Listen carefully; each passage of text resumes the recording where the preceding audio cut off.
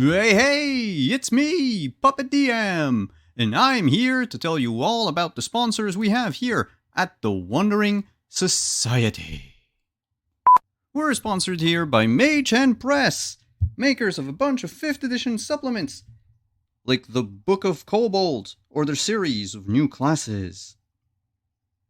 And don't forget, Arcmada, the amazing sci-fi fantasy campaign setting for the world's greatest role-playing game. Be sure to check them out at store.mageandpress.com. Up next, we have Roll20. It's the platform we use here at the Wandering Society to play all of our games. It's easy to use, intuitive, and it now comes with Dark Mode.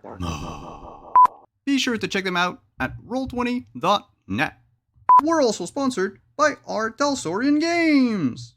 Our Talsorian Games make great RPGs, and they've been doing so since the early 90s.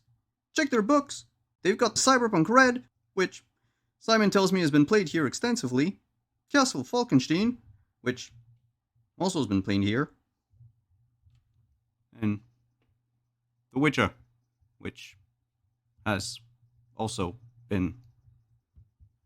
Okay, we get it! Check them out at your FLGS or online at rtalsoriangames.com. Have you ever wanted to wake up and smell the coffee? Well, now you can with this next sponsor, Found Familiar. Get yourself some damn good coffee at foundfamiliar.com and use the code on the screen to get 15% off.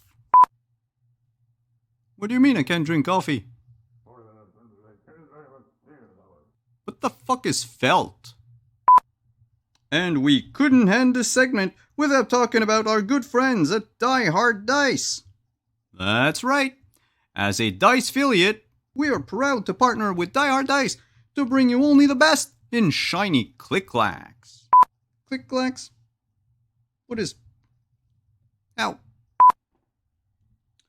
You can check their ever-growing collection over at dieharddice.com and use the link below to get 15% off.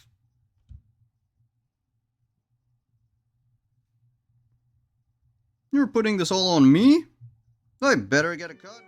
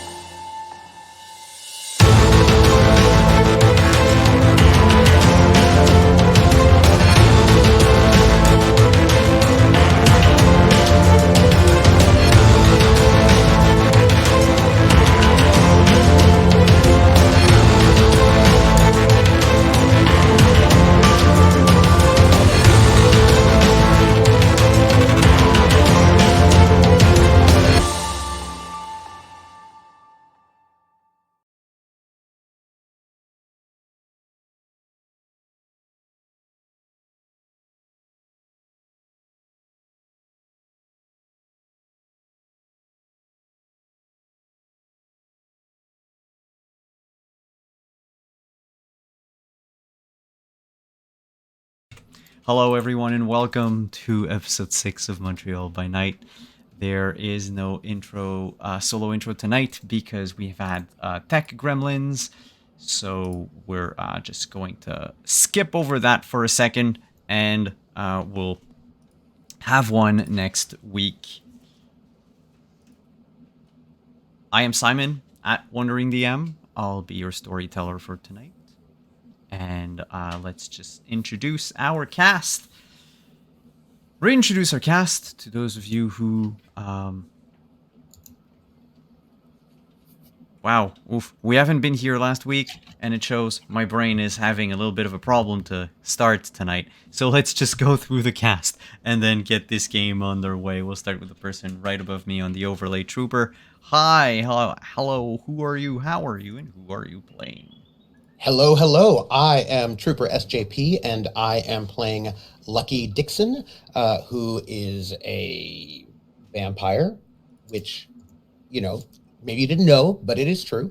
And currently, Lucky Dixon is at the square because he's there for other reasons, but he might be able to go and turn about being fair play, help out a possible, perhaps, masquerade breach or trouble that Flory might be involved in. We will see. But he's currently investigating locations. You're like, what masquerade breach? I'm just saying you just dread gaze somebody who's losing their mind and is going to be running out into a square in public right about now. No, he's going out the other way. We're not anywhere near the square. We walked away from the square. We're in an alleyway, and he's high off his kite. Hi, I'm your friendly neighborhood Yeah, cat. why not? I get to play Florica Flory Winters, who is here to do a murder, and I feel is a little bit behind schedule because she hasn't killed anyone yet. But she has cleaned up somebody else's mess who did make a very big public mess and murder. It wasn't actually in public, it was in a basement, but No, there were 3 other people there. It's in public. Plus, it was on video we camera. could have just killed them, and then there would be no witnesses. And video cameras. Video cameras were, you took care of them. Yes, I took care of them. I fixed it for you. Well, I mean, I would have just come in with it, like, destroyed everything, so there was no physical evidence left. Broken. With it. Do you see what I have to put up with, Artie? Just. Hey everybody, Pope here, Pope World Bill on Twitter, Pope World Bill on Twitch. I lurk in all your streams, and today I am playing the Zamish with the most anxiety, Arthur Porter. Both of us use he, him pronouns. As yes, the modern era is filled with delightful technologies that make destroying evidence so much harder than it was in the 50s. And the fact that somebody hasn't picked up on all the mitochondrial DNA that's just being left everywhere and has already breached the masquerade on a global level still is surprising to this day. Haven't they come up with some kind of workaround for that? It's only been like 48 hours at most. No, I think Pope means that intellectually. Like, you can't have a masquerade when you have mitochondrial DNA, which will let everybody know. Yeah. But didn't they come up with some kind of a workaround? Yeah, No. that vampires don't have mitochondrial DNA anymore because they vampire. If that's the thing that's news to me, because it was one of those things that caused a ruckus back in Requiem when someone went, "Hi, science, the Ordo Dracul has pointed this out," and then the answer was shrug. And it appears to be shrugged to this very day. So, for all of you wonderful STs out there, I have given you a gift. And in the sense of gift giving, let's get on with what gifts that we shall receive tonight. That's a very good question. Because before you receive any gifts, I do believe that we need to recap what happened last time. There are things that happened, things that are in the process of happening.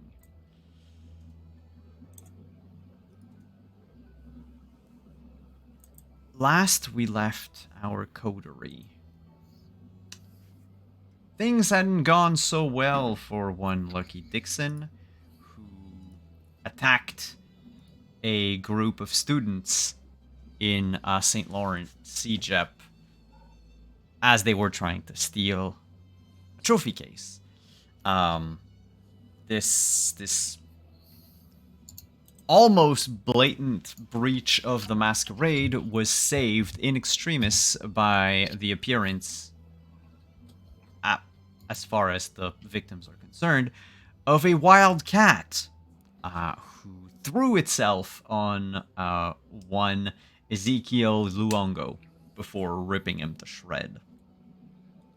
Flory, after using her powers to make this feline appear, went in and scrubbed clean as best she could all traces of the pair inside the gymnasium. You left, went to Artie's place, where both the car and Lucky, got a thorough cleaning, and then you began looking through the phones and finding some information that only raised more questions, which led actually one Flory to go and have another chat with Mr. Samard. Things seemed a little fishy with the pawnbroker, and she decided to give him some tough love and teach him that it was bad to lie to your elders. Alex was as helpful as he could, and basically gave the in his words, gave the entire truth of what happened. And that it was in fact not necessarily someone who gave him the DVD. It was more like someone gave it to a friend of his, and he's covering for said friend because he doesn't want said friend to die. So there was a lot of misunderstanding and perhaps good intentions on the part of Alex, but intentions that nonetheless impeded your investigation. Once Flory figured out who was the person who gave the DVD to Alex, this Joey. what's his name? Lil Joe.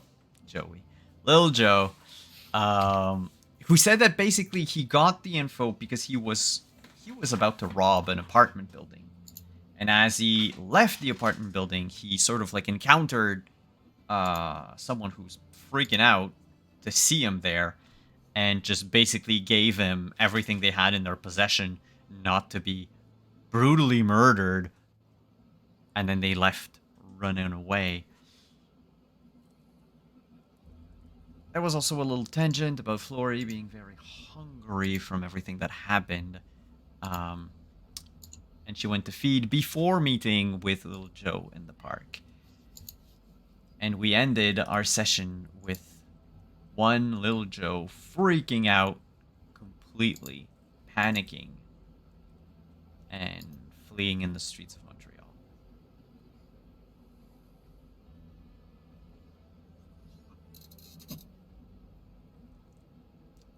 We're picking back up. Flory. And I believe that just Yes. Artie is on the top of a building, watching things with a little, boop boop. Binoculars, on top of the Hunter's Green, about 2 blocks away from the park. The tourist. Yeah, I don't know how you call these. Those like big views. Binoculars. They're actually binoculars.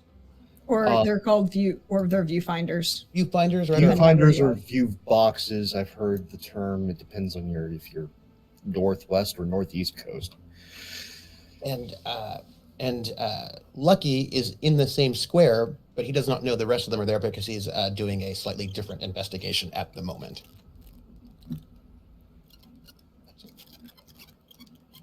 So, back to Flory.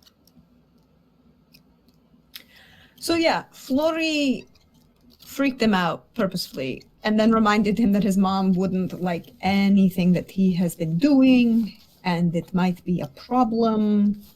He should think about that. She's also dressed impeccably in vintage Donatella Versace because, 91 is now vintage. Shockingly. Upsettingly. I thought we were friends. Why do you have to attack me this way? Look, I didn't bring up other things at the top, and it's okay. So Flori then is going to make her way to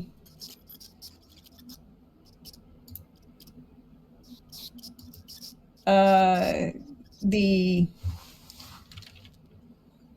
Hunter's Green. Okay. Because she promised to let Artie know what's going on. Mm-hmm.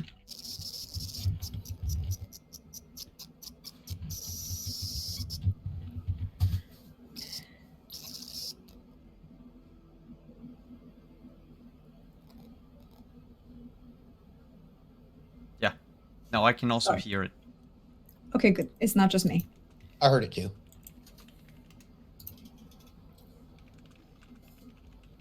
Okay. So, sorry, all I was hearing things in the background and that distracted me and then I got weird. So she's going to make her way towards the Hunter's Green, but she's also going to, she's dressed, again, in that little black dress with vintage Donatella Versace, black gloves because it makes the statement with the look. And she's going to make her way and be seen. Like she's making an entrance at the Hunter's Green as Florica Winters, her actual public human identity. Mm-hmm. I have a question for Artie. Yep. As the elevator doors open up until the last floor of the Hunter's Green, before the entire crowd sees Flori come in, what would Flori see from her point of view coming out of the elevator? There's a special elevator that goes up here.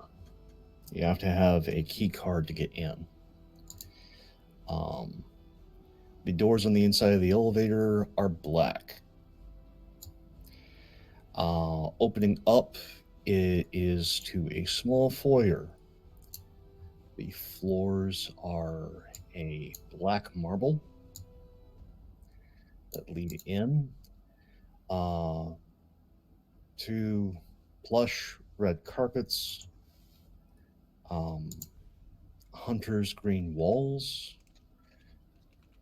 Intermixed, there's a few walls that are wood paneled, a number of different bits of memorabilia from throughout history on the walls, a number of mid-backed leather chairs are used in this place as opposed to most other, standard things, because this is a high-end place. There's the large main seating hall, multiple TVs on walls following stocks, news, some sports. There's always at least 2 sports fans. So we probably got going on at this time of night, soccer and cricket on the tellies. And there is a long oak bar. All the staff are dressed very well, all in black. Doesn't matter the gender, it is black suit, black tie, black shirt, black slacks.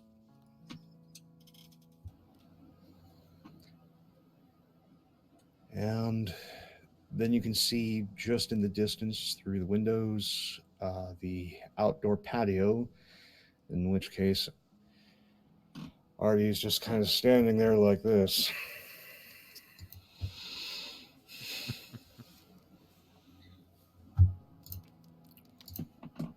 And as you come in, Flori, there's always going to be a group of people hanging about the elevator, wanting to be the first people to see who comes in. And they turn their heads to Oh, Florica they're going to turn Winters. their heads. Yeah, as you enter the place. With awe activated. Which does not require a Doesn't require a rouse check anymore. So yeah, they turn their heads. They're not the only ones. Have you blushed, Blythe? Mm-hmm. She's also hungry, but Yeah.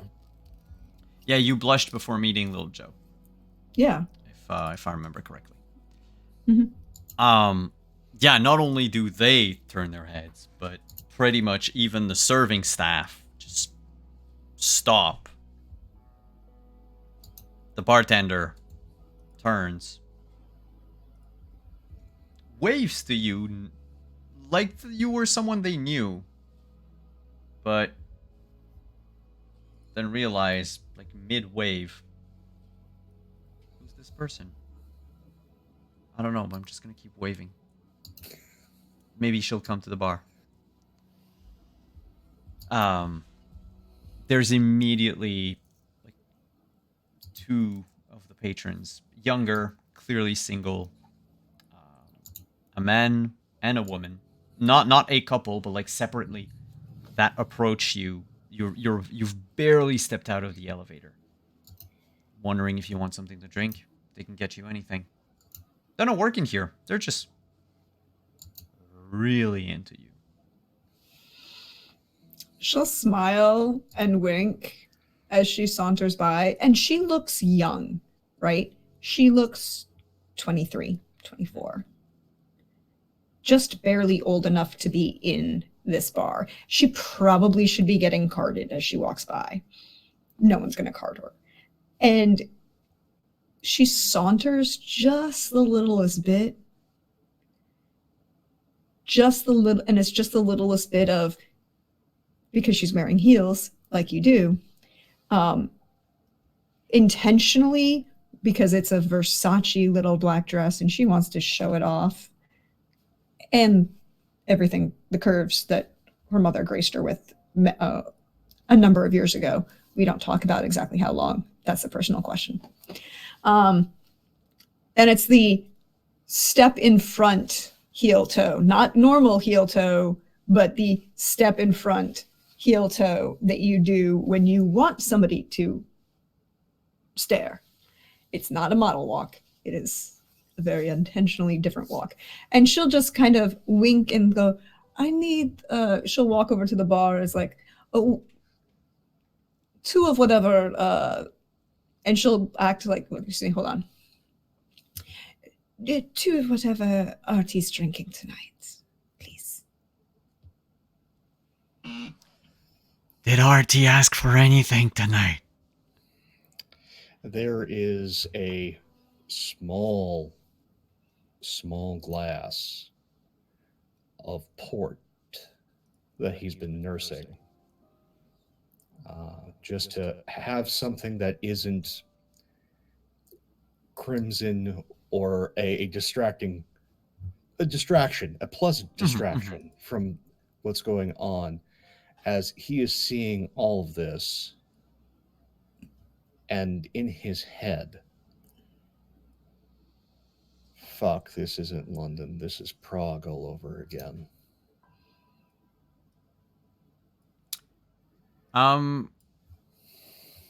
Let's just rewind 2 seconds. As Florrie was making her way from Dorchester Square to here, you saw Florrie leave Dorchester Square and make her way up to a certain point where, you know, she was hidden by other buildings out of your field of view. Arthur, have you kept an eye on the park after Florrie left? Always look 2 beats longer if you have the ability. Little Joe ran into the street, screaming for his mom. And no one paid him any mind. which, you know, should raise eyebrows Yeah. sometimes. The fact that it doesn't, could you make intelligence and intelligence and occult? Yeah. Yeah, we can do that.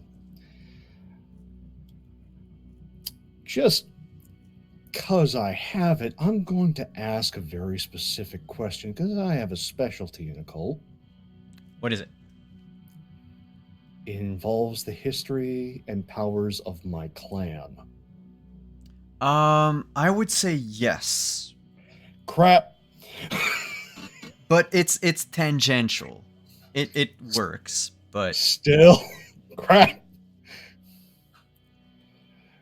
That's a bad sign, ladies and gentlemen. That is a bad sign.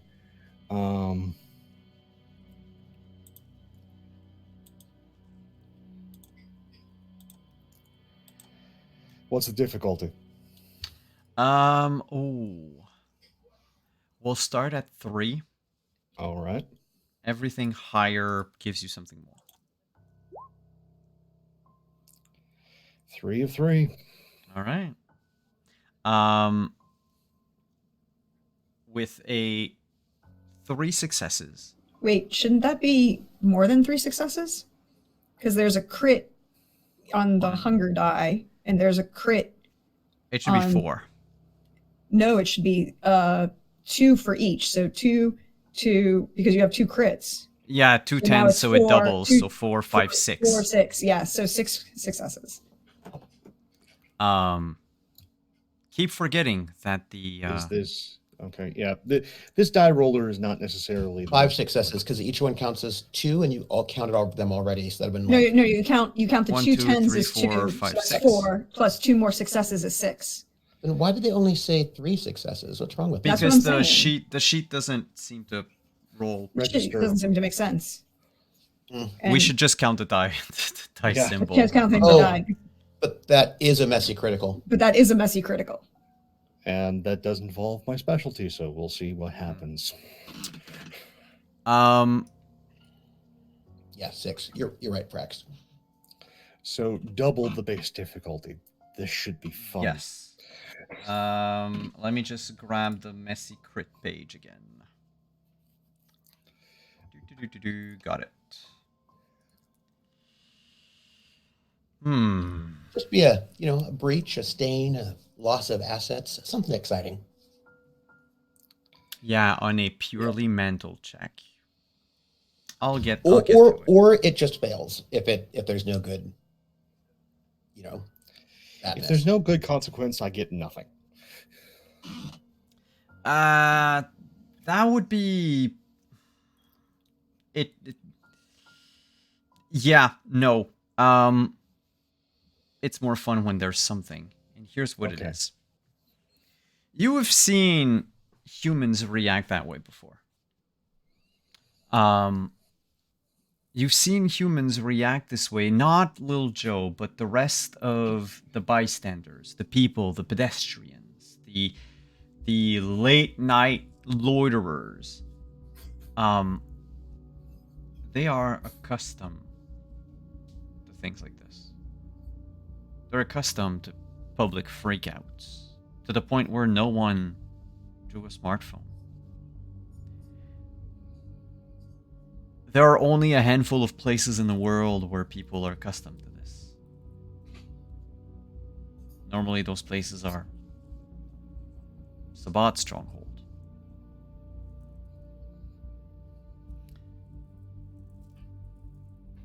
But there's, with your 6 successes, there's something just like an extra layer. So you know that Montreal's been a Sabbat city for ages. Disappearances, bloody murders, wanton acts of violence. Like, those things were part and parcel for Kine from, the 1600s to today. it's not because there was a change in management that humans will suddenly start acting any different. They still act this way. They don't know there's any other vampires, but you think that's not quite the case. There should have been a lull in the last couple of years. Humans are wont to forget very quickly. Especially things that are, catastrophic. That have a high death toll, that are dark and depressing. It's easy to think that, I'll say it like this, life under the Sabbat, though no human would have ever said that. But life under the Sabbat was probably a very dark time for Montreal. It's just they got used to it. And then all of a sudden, 2 years ago, things should have evened out. People should have been maybe a little more surprised of such a freak out. You're starting to think, Arthur, that the Sabbat never left Montreal. There's still clearly someone who's probably making sure that it stays under Sabbat control. Someone who could have beat you to Montreal.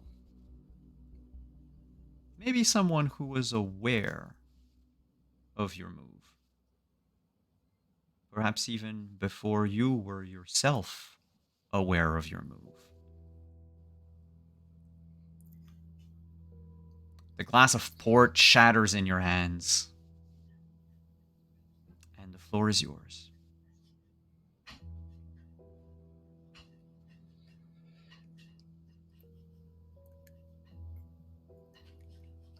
I would like to have to make a roll right now. I always welcome the possibility.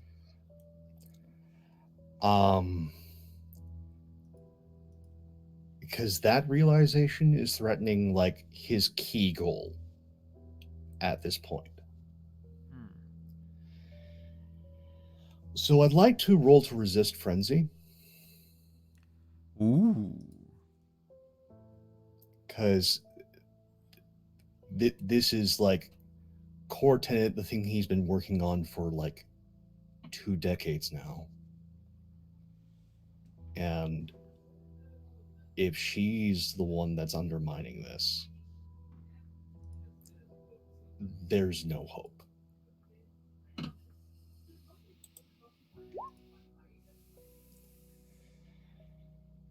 Wow, that is such a beautiful spread. The count is accurate that time though. Yes, but also the color scheme. The Toreador in me is is singing. Is yes. It's probably hypnotized by this and entranced.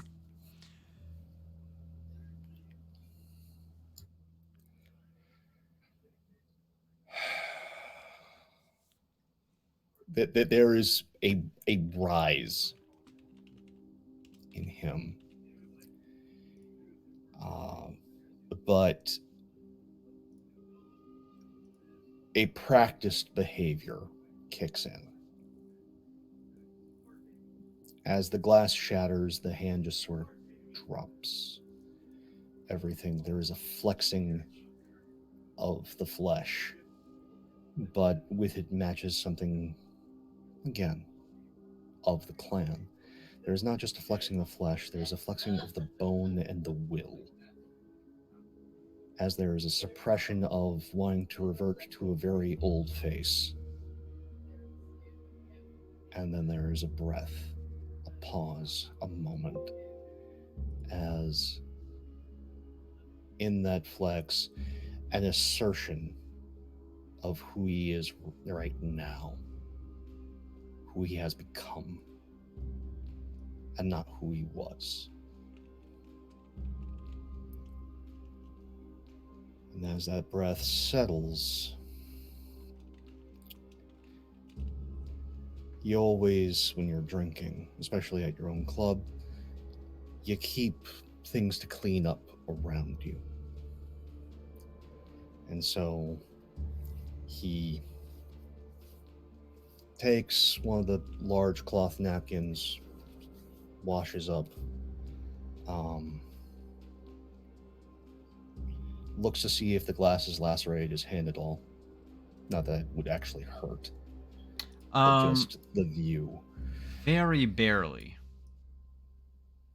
Just for the time being, wraps it.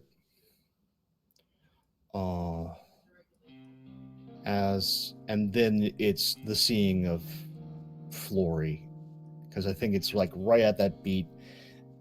The doors open up, the head rises, and we can still have that same beat. This isn't London. This is Prague all over again. As he looks down to the shattered glass in that, after meeting eyes and seeing that Flory on the move towards him. And then settles himself and opens the door for her.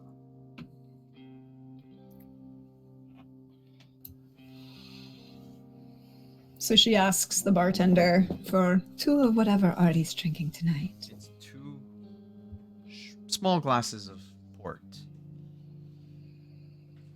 And as you make your way outside, you are followed by a small crowd of people who are just muttering and whispering. Well, whispering. Pretty She'll, much like, stage whisper over the music. Yeah. She'll like turn and wink over her shoulder as she'll close the door to the balcony behind her as she walks up to Artie. Not that it matters, because the minute she opens her mouth, she's going to be speaking in Ravnos cant, and they wouldn't understand her.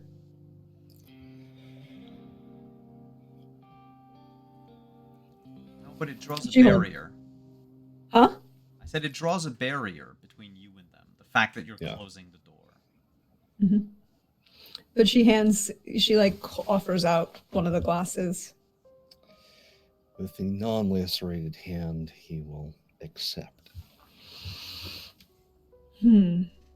Somebody's messing with little Joey. It's worse than that. You didn't see your escape. Was she here before you?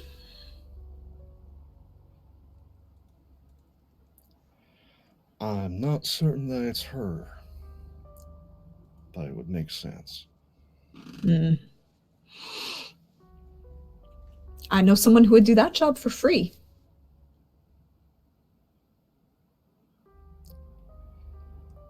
I understand, but at the same time, if things went sideways, I do not need to have an entire wing of the Ravnos clan upset with me in mine. That is fair. I do appreciate that, Rajul. But I wanted you to know I did not murder anyone. I saw. Yet. I feel like I get credit for being restrained. But and she takes a sip from the glass as she kind of then is going to lean forward on the edge of the balcony, looking like she's looking out, perfectly framed as if she was going to have a shot.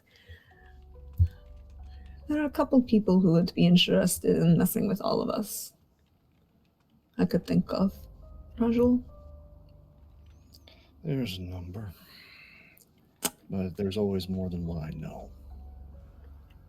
And this particular person who's messing with us managed to give little Joey the disc, just about $40, and just enough pot for him to smoke. That was all that he was managed to steal from this house.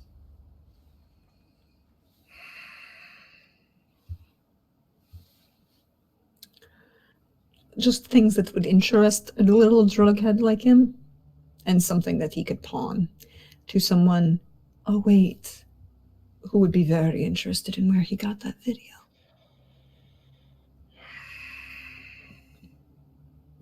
This bot having lost control of Montreal.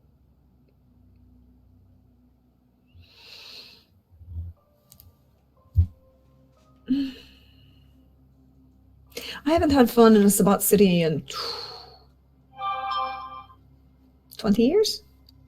This is not Miami. I wasn't thinking of Miami. Montreal was where Miami may be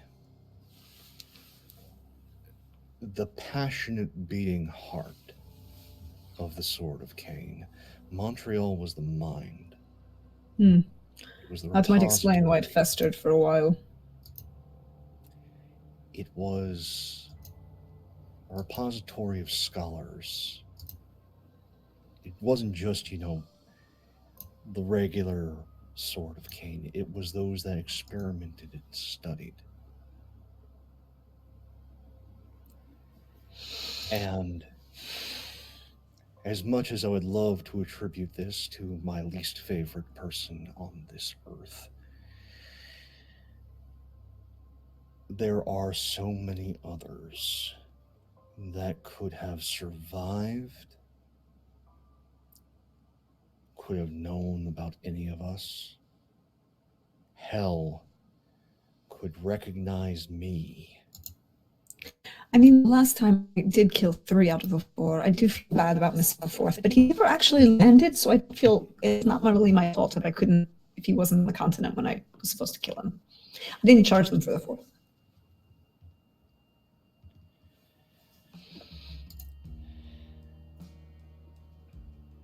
Now, I'm going to ask a very specific question, and I will add your investigations to your fee. But I need to know what bloodlines were here before the bomb went off. Oh, Artie. If there was a changeling amongst them, we've got big problems. Hmm. Because they All would know where right. to hide. And their magics would do precisely that. Yeah, I was kind of hoping for a little more of a reaction when he went screaming down the street. They're good at lulling, and they're masters of puzzles and conspiracies. We know that there are puppies across the river. They don't care as long as you don't cross their territory and you don't fuck with their books.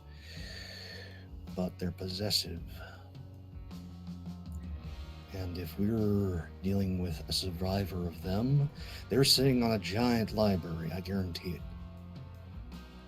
And this entire place is just one giant trap. So we're not in Prague. We are definitely moving closer and closer to,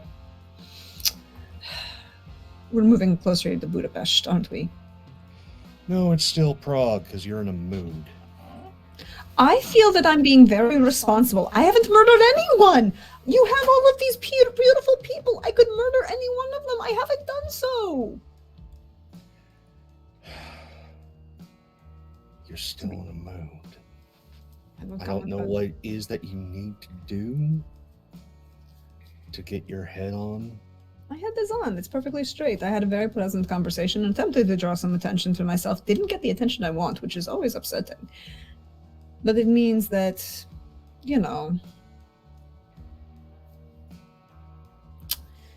things will happen.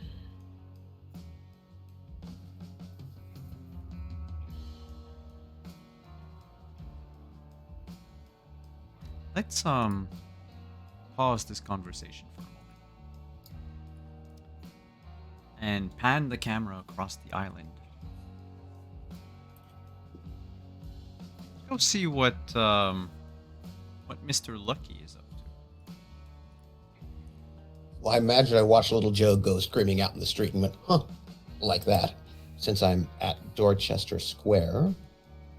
That's right. Because I'm investigating. I'm taking a mosey, as it were. I'm walking around the area. It's a nice evening, and I've seen drawings of old entrances and exits that apparently no longer exist, but I have a sense of the space. So what I'm looking for is to just apparently there's a parking lot now where once an entrance stood, but I want to just sort of wander around the square in the city to see if I can locate where the exits once, or the entrances once had been, and just to see what I can see and sort of thinking about where I was, see if I can walk towards where I think that house with a fountain might be. And I'm just sort of like, I want to sort of basically wander I'm casing the joint, and I'm going to kind of wander about. And he doesn't necessarily think that he's going to find anything because it's been a while, and probably people are going to be thorough, but you never know, right? So you might want to take a mosey anyway. He figures he's going to have to go and use one of those the Google Maps, or Doodle Maps, and look at the you can say Google, it's okay. to see if he can find the he's going to have to spend some time looking for although Melvin will probably do that, backyards with fountains, but he's going to take a walk around. So he's basically, that's what he's doing. He's casing the joint just to see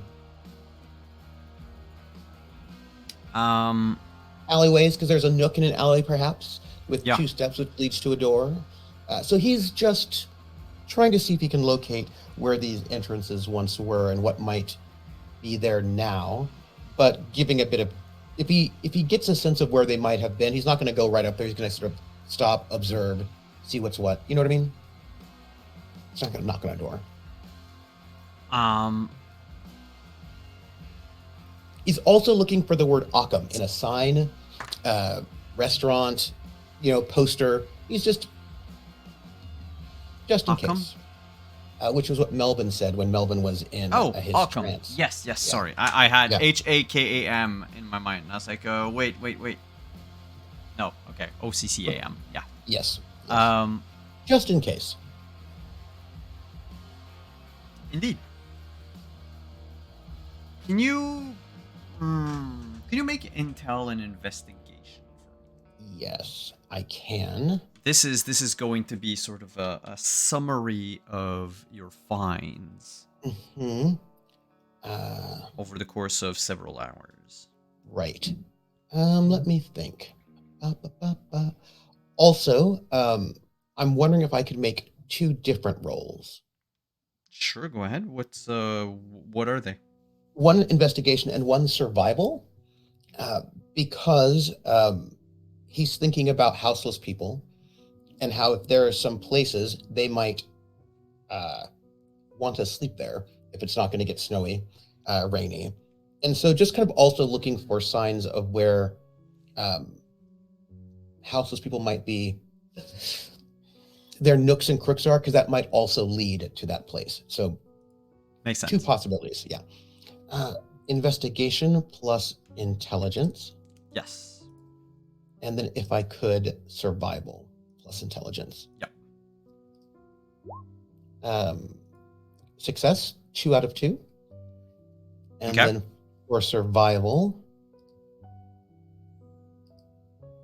Yeah, we'll leave both at a difficulty 2.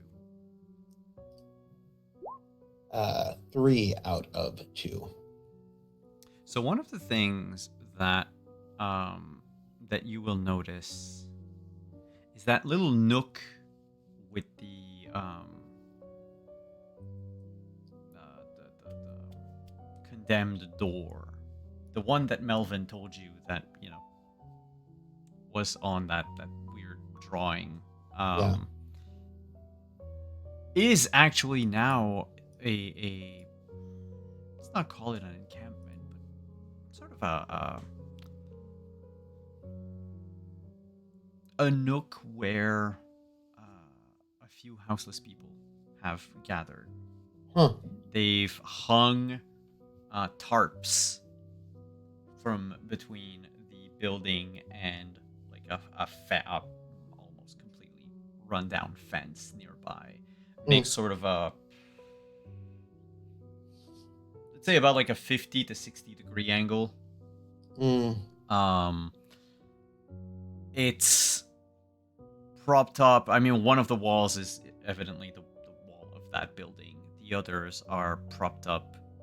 Trash cans, shopping carts, old rotten plywood, planks. They are currently, two of them are awake. One of them was asleep when you just passed by. Mm. They do not seem to take kindly to people looking at them. I don't Pretty really. certain one of them was like angry that you just looked. Yeah, I try to keep it chill. You know what I mean? Just like I'm just walking through. Yeah, just like anybody else in Montreal, but they seem to be Yeah. territorial. I have a question about the survival role. Yes.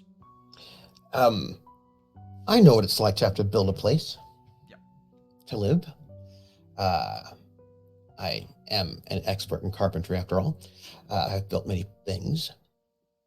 A question I have is, does this encampment seem as if it is just practical in terms of living, or does it also seem like it might be a guard post?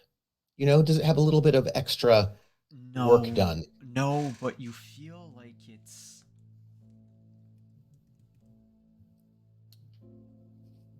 And when I say guard post, I don't mean like it has like, you know what I mean? But I mean... No, you can- I know what you mean. I Yeah. know what you mean. I'm trying to get the words for... I'm trying to stay within the narrative with what I'm Yeah. saying. It's easier if I just go flat out with game terms.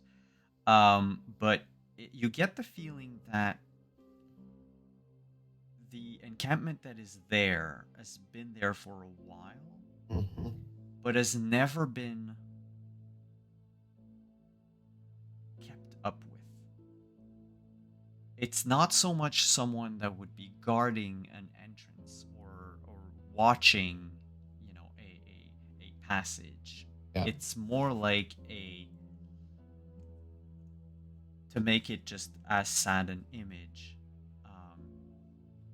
like an animal returning to the site of their dead mate, without understanding why they keep going back there, or at least from a human perspective, we don't understand why. Yet there's a reason, but let's not go into the fact that animals are intelligent. Yeah. Like they were going back there because, or living there because something, like a junkie to the needle. Yeah. They can't get what's there, but they still go back there because somewhere something keeps them there. It's not... it's actually anathema to survival. They Yeah. are putting themselves at risk. They are making themselves weak because they could be anywhere else. They could have a sturdier shelter. Hell, you're just looking around the other alleys, or even some of the other places. Maybe not Dorchester Square itself, because it's just a park with no... like, the canopy Maybe. isn't thick enough to protect you from, especially in the winter. We've seen the pictures. It's completely like out into the elements. But like, just walking a block further in your investigation, and you notice there's another place where it's sort of the back street behind an office building and what you think is a restaurant and a Starbucks. It makes like this U shape, but it's containers and trash. There's a sewer lid with like smoke coming out of it. Not a whole lot. We're not in New York. But enough to keep you warm. But it would keep you, especially in the winter. Mm-hmm. And with the containers, the dumpsters, and the trash cans, you could arrange to have an actual hidden, not necessarily fortified, but definitely better than a blue tarp just tied up with like yellow rope to a chain link fence that is probably going to give way this winter because it won't support more than like 3 pounds of snow on it. They don't look like they have much. You did not notice, even despite your checks, you didn't notice any signs of undeath or ghoulification. tendency to act like ghouls in withdrawal, but Yeah. there's definitely something there that is like there's just Something this- larger. Yeah. Something, a vibe. It's I can Like tell a you, stain on the soul of the city. yeah, I can tell you that with the successes you've had, they definitely do not think that this goes anywhere. There's just maybe like a psychic Yeah. Like a draw. feeling left. Yeah, like a draw to it. Something that some vampires, some who can see the unseen, could probably know more about by just looking at the place. Yeah. But it's, you doubt it would, like, I mean, you, to be certain, you would have to burst down the door and look in. Yeah. Which, But you're fairly certain that it's not. It's a condemned building with a Yeah. strong, like, psychic imprint. yeah. Are there any other ways into this building besides this space? So as you look around, you notice that the other side of the building, so this condemned door that was basically what would be the backyard, led to, seems to have been part of an apartment building.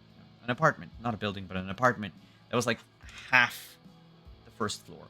The second half of that first floor is also condemned. Seem to have burnt down. It is the only thing you can still faintly see is around the door frame, the red, white, and blue stripes of a barber shop.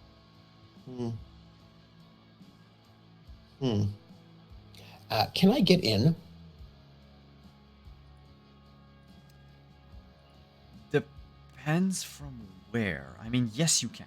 You can Not definitely from get where in, but the houseless people are, but another direction. there's the barred door. So there's no front door left to the barbershop, for instance. It's just it's plywood.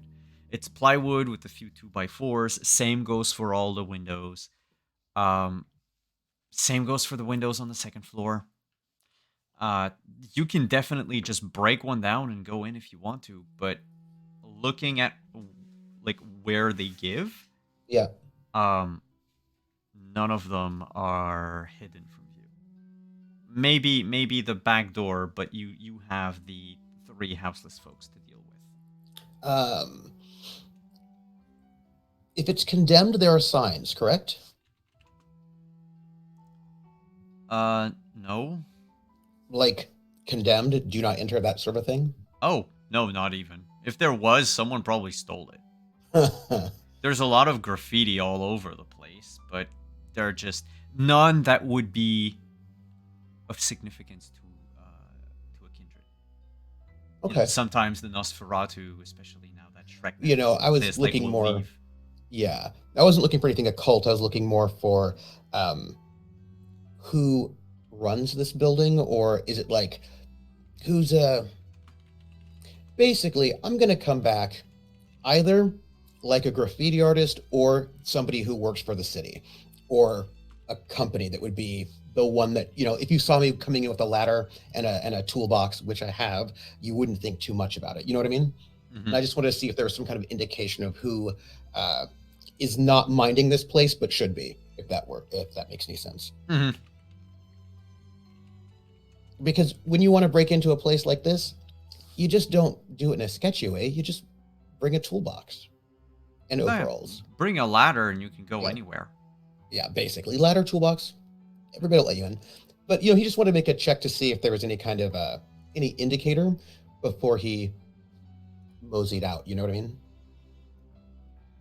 And he wants to do this all while moving because he doesn't want to look like a looky-loo in case there are people watching.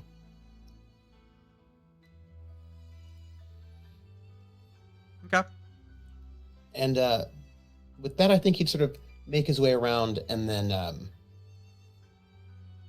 after giving a good look at the whole place, you know, the building itself, he'd probably take a couple of big sort of larger loops thinking about the map itself and thinking about there might be other possible entrances, sort of like Do you know the map that was made in the 1930s by that random dude about the ancient underground city underneath Los Angeles? I For the vaguely remember it. Yes. The lizard men, yeah. And he had the whole underground map, and you're like, okay, if that's this part of the city, then the other part would be, this is where this, it probably would have to be under the La Brea tar pits. You'd have, you kind of like think Mhm. about it, right? So I think he would, after sort of checking out this place in that building and sort of noting it for the future, he'd probably go and just head where To he, other areas. other areas, just to sort of check it out, to see if there are any similarities or differences. So what we'll do is you'll head out. You'll have to then walk go a couple of blocks. by Yeah, the way. You'll have to walk a couple of blocks south. So you'll find yourself moving, maybe not down St. Lawrence, so in front of the jungle and everything, unless that's what you want. But you're going that way. You're going past the Hunter's Green, Yeah. past the jungle, and you're Oh, going absolutely. towards the train terminal. And the other thing is that if the Inquisition did all of this, they might have left people looking. You know what I mean? And so he's just wanting to keep a note, just in case. He's not unaware of the fact that there could be people looking of some sort. As you make your way, the camera would just pan back. I sort of notice the green. back, until yeah, Yeah. and until the camera just basically moves back up onto the Hunter's Green, in between Flory and Arthur. We see against the backdrop of the night sky of Montreal. The Hunter's Green, by the way, which is this building on my green screen. That color. Not green, but Yes. Well, it's nice to be able to be seen or see them. Do we have I because she was looking out. Oh, well, I wasn't using the binoculars. I was just looking out. So I don't know that I would have seen. no, unless Lucky stands out like a sore thumb. There's a lot of people just. Yeah. It's okay. Flory stands out. She wants to stand out at the particular moment. Yeah. But I think I don't think, did I see Flory? Yeah. No, I don't know if I did. All I know is I was heading towards the square, but I don't know if I actually saw Flory. I would leave it to the two of you to decide if, because you saw him run away, but that Yeah. was, at the same time Flory was walking out of Dorchester Square, so you might the have seen other her. Well, direction. no, because we walked out of, I linked arms with him No, and that's walked him true. out of Dorchester Yes. Square and down a couple of blocks to an alley, Which means I might and not have then actually seen any confronted of it. him. Yeah. Yeah. So I might have seen any of it actually.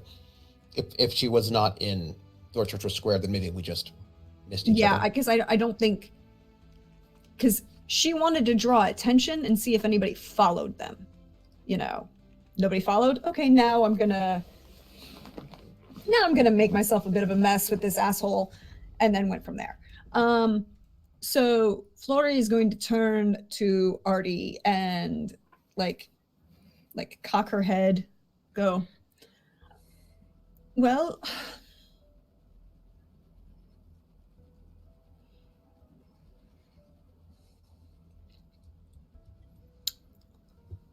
I'll try and find out who's been here, Rajul. Thank you. If we're dealing with the chaos, this is going to be a significant issue. One that I don't think any of us are prepared for. I might have to take a minor trip out of town to do so. I understand. If you get proof that it is in fact a weirdling, let me know and I'll see about that. Is something that all of the locals will need to know and get an education on real quick. Hmm.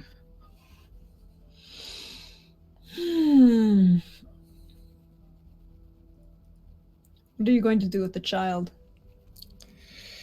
Alex, I'm going to try and bring him up to speed as best I can. And then it's trial period. pretty much has a year to get his head on straight. If he doesn't, well, he's going to screw up in that time, and if he's in a good place, then I can speak for him. If he isn't, well, he will quickly learn why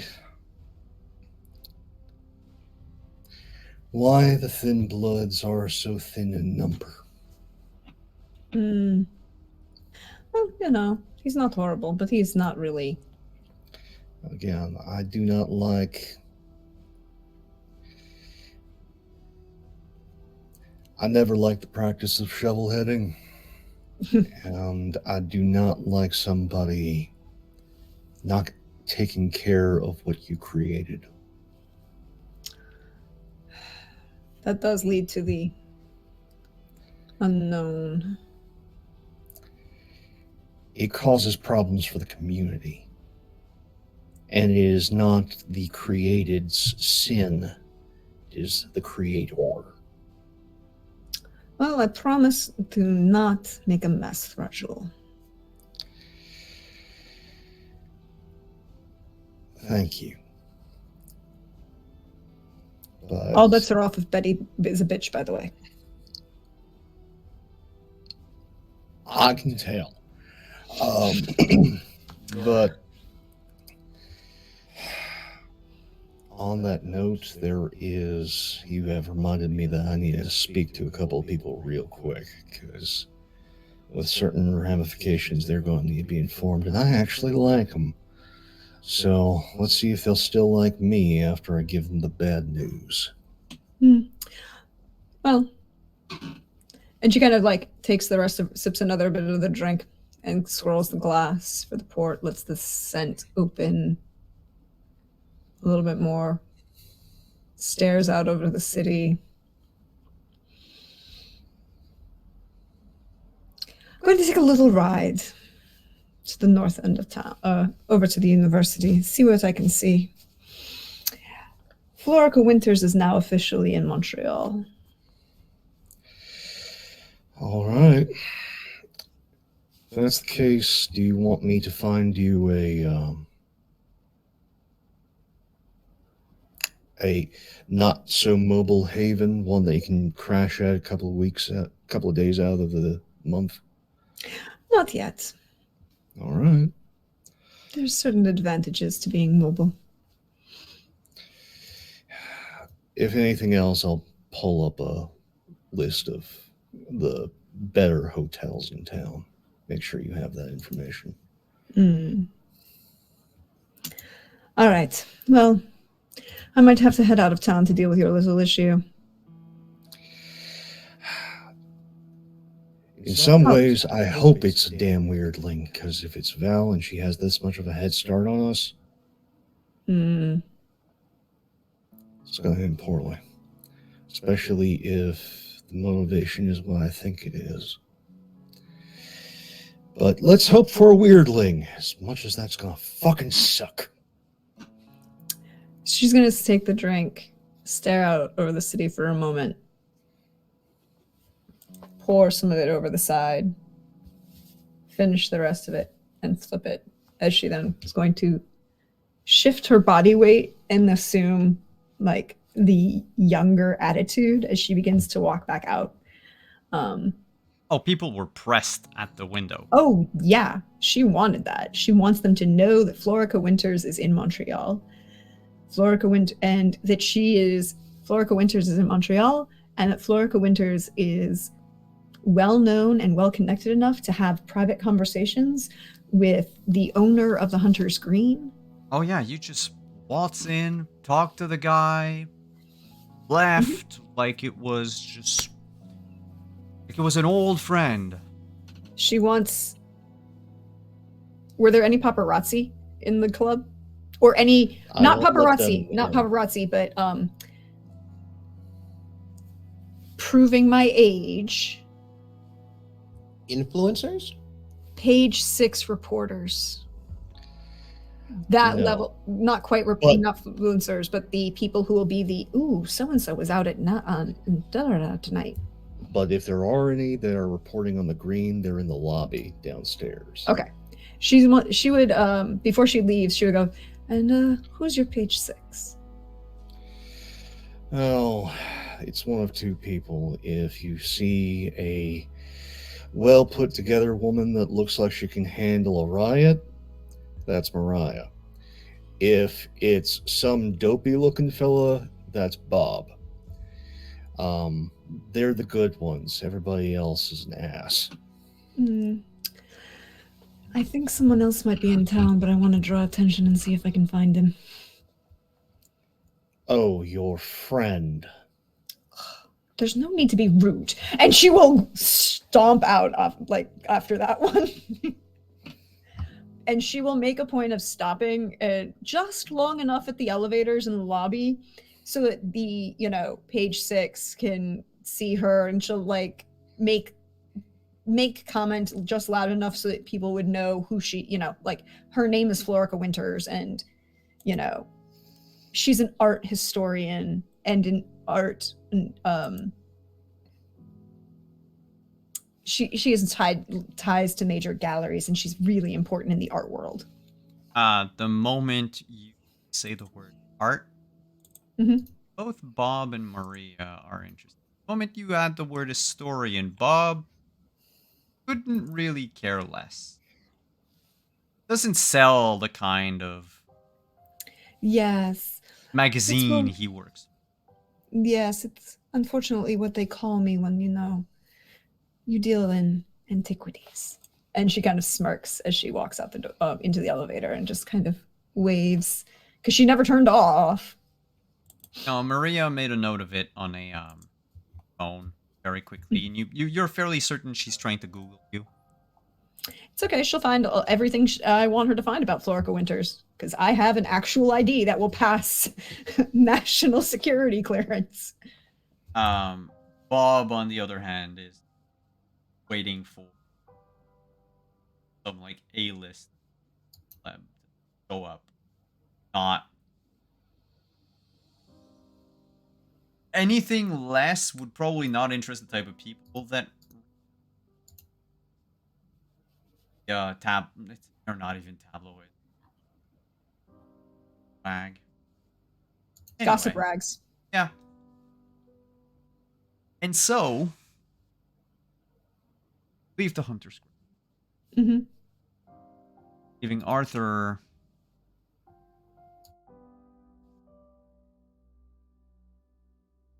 top level Lucky scour the streets. Short break happening. We're gonna be right back. 5-ish minutes. Time enough to grab yourself a drink. Maybe hunt a mortal in the streets. And come back refreshed.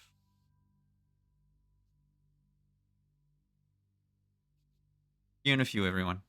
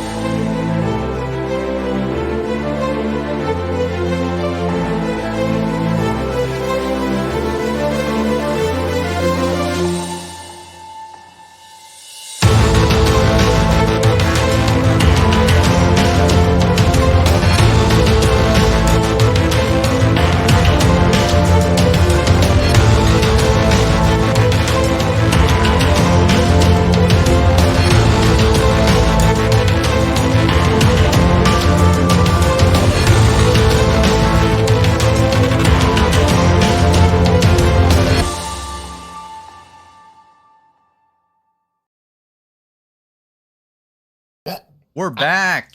Hello. How is everyone? How was break?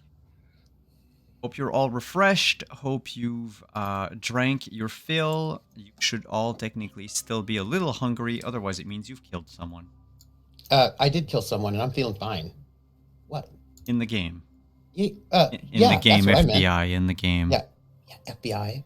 On my end, there shouldn't be any mic issues anymore, but let me know if that's the case. I tweaked a couple of settings that I had played with before, so we'll see what happens now.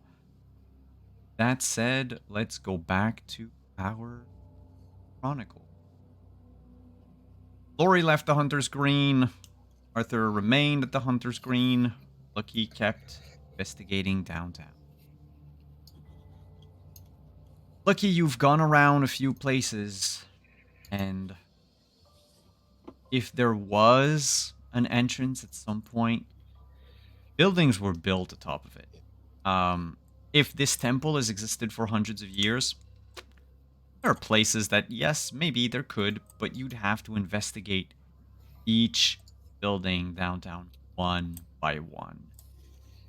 Yeah, No one has time for that right now. Not right now, and not if like you said, someone from the Inquisition is watching, it will definitely ping on someone's radar that someone's going door to door to door.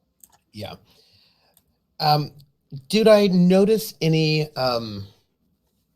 patterns or weirdnesses when I was sort of wandering around the area? Like, I noticed that one encampment in the place where I knew was an entrance. Are there any other sort of interesting clusters or gatherings or lacks of gatherings? You know what I mean? Like, just kind of looking to see if there's anything that would stand out. Because I mean, there are gatherings of people. There are gatherings of bunch of people just drinking and smoking outside, or bunch of like younger punks just listening to music with like their dogs and little, their little little pharmacy among them during a moment. There's a healthy bunch of tourists summer. Yeah. But no, nothing that seems out of place. Okay. That really attracts your attention. Okay. And after a while, and this question will go for everyone, was there any... The sun will rise. Was there anything last minute you wanted? Flori is intentionally moving. She's going back to the RV, and she's going to move the RV closer to McGill.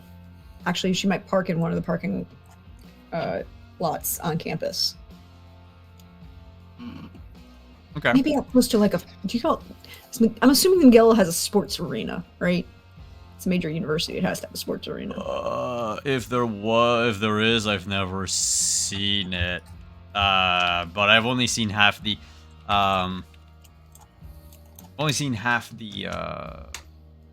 Athletics and recreation. Here we go. Yeah, McGill Athletics. Yeah, and there's like the Percival Molson Memorial Stadium. Yes, there's a stadium, and then there's also a practice field. So she's going to park the RV closer to the stadium, but a little, at the edge of the stadium parking, closer to the practice field.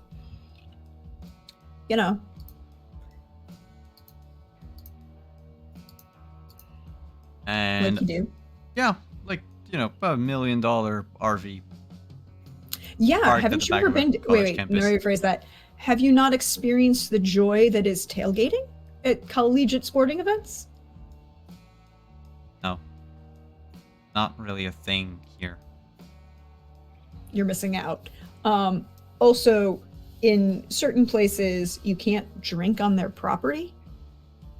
For different some colleges, those who don't actually appreciate sporting events, you can't, or high schools, you can't drink on their property. However, an RV is not the school's property, so if you want to have a banging #not legal advice tailgate, you find somebody with an RV. I think here it's mostly the problem. I know for CJEP the problem is it's because it's a mix of underage and old enough, like people old enough to drink, because the age for drinking is 18, and CJEPs are like 17, 18, 19, 20.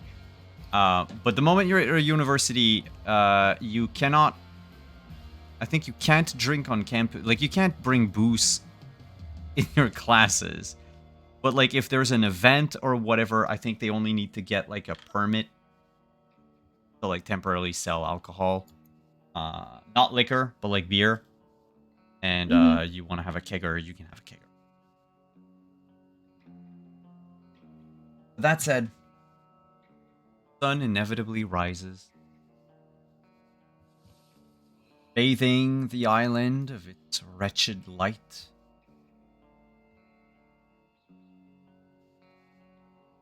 Burning away the terrors last night.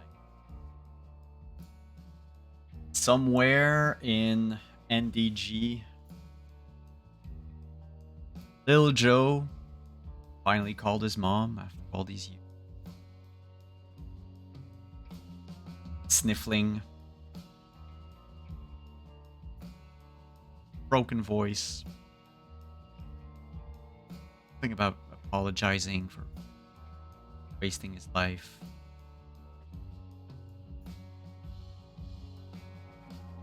Elsewhere, bereaved cry of a mother, now deprived of her son forever. The answerless questions screamed at God. Silent. The father stands stoically by the door, nodding, and cops are.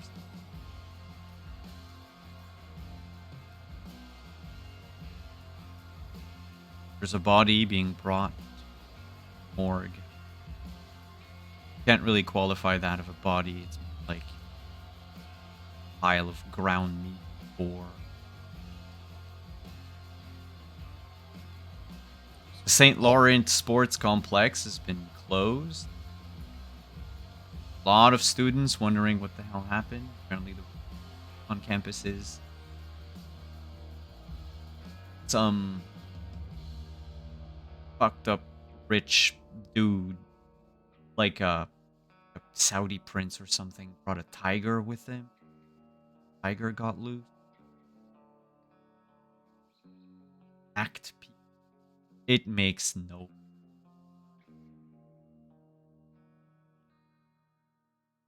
God, he. Oh, wrong type of die.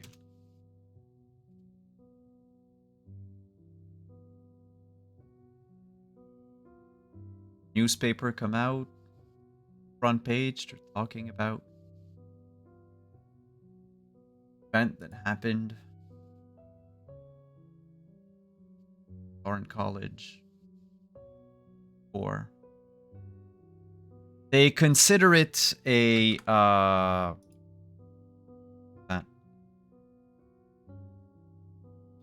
reckoning. So 2 days ago? 2 days ago.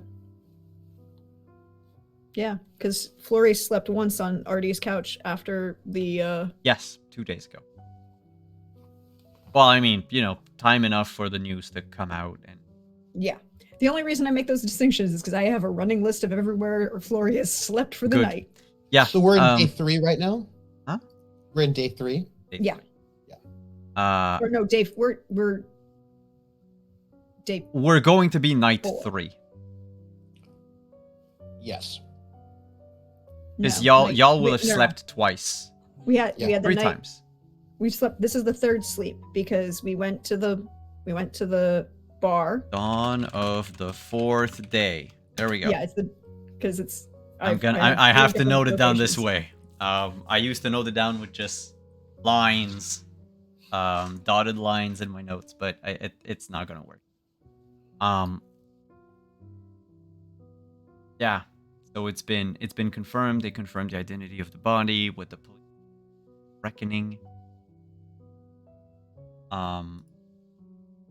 They were not able to identify strangers on the few corrupted camera had. That was a difficult. Word on the street is, and in the Ezekiel Luongo, who, well, modern society puts it,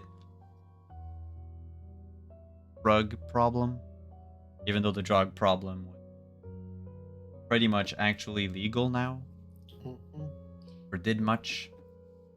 But due to the color of his skin, the police spinned it so that Ezekiel's problems were bigger than what they were. He got ganged up. Right now, his friends are held up by the police. In 48 hours of questioning. Papers say. You'll learn that tonight. Up and check the news, just browse it very quickly, either on your phone. Seeing it plastered, eats in the little vending machines for newspapers.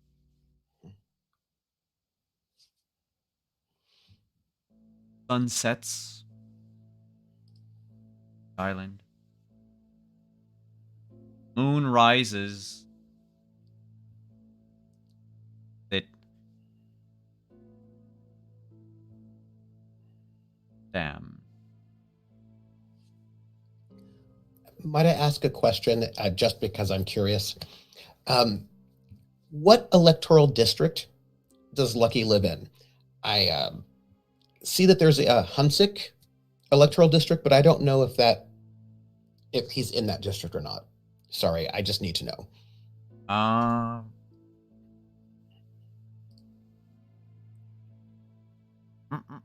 Yeah, I would need.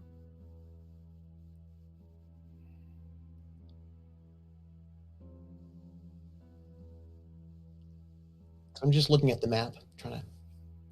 Yeah, this is stuff that I had to look at.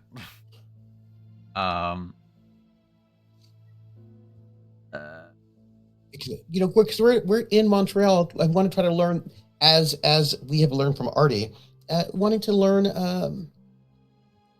Yes. How the power works in this place. So you're actually in Montreal Nord. Yeah, but is that its own? Montreal Nord is its own.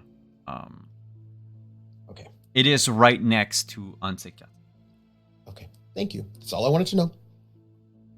So one thing that we do mostly is all of the like districts in the city that I've talked about.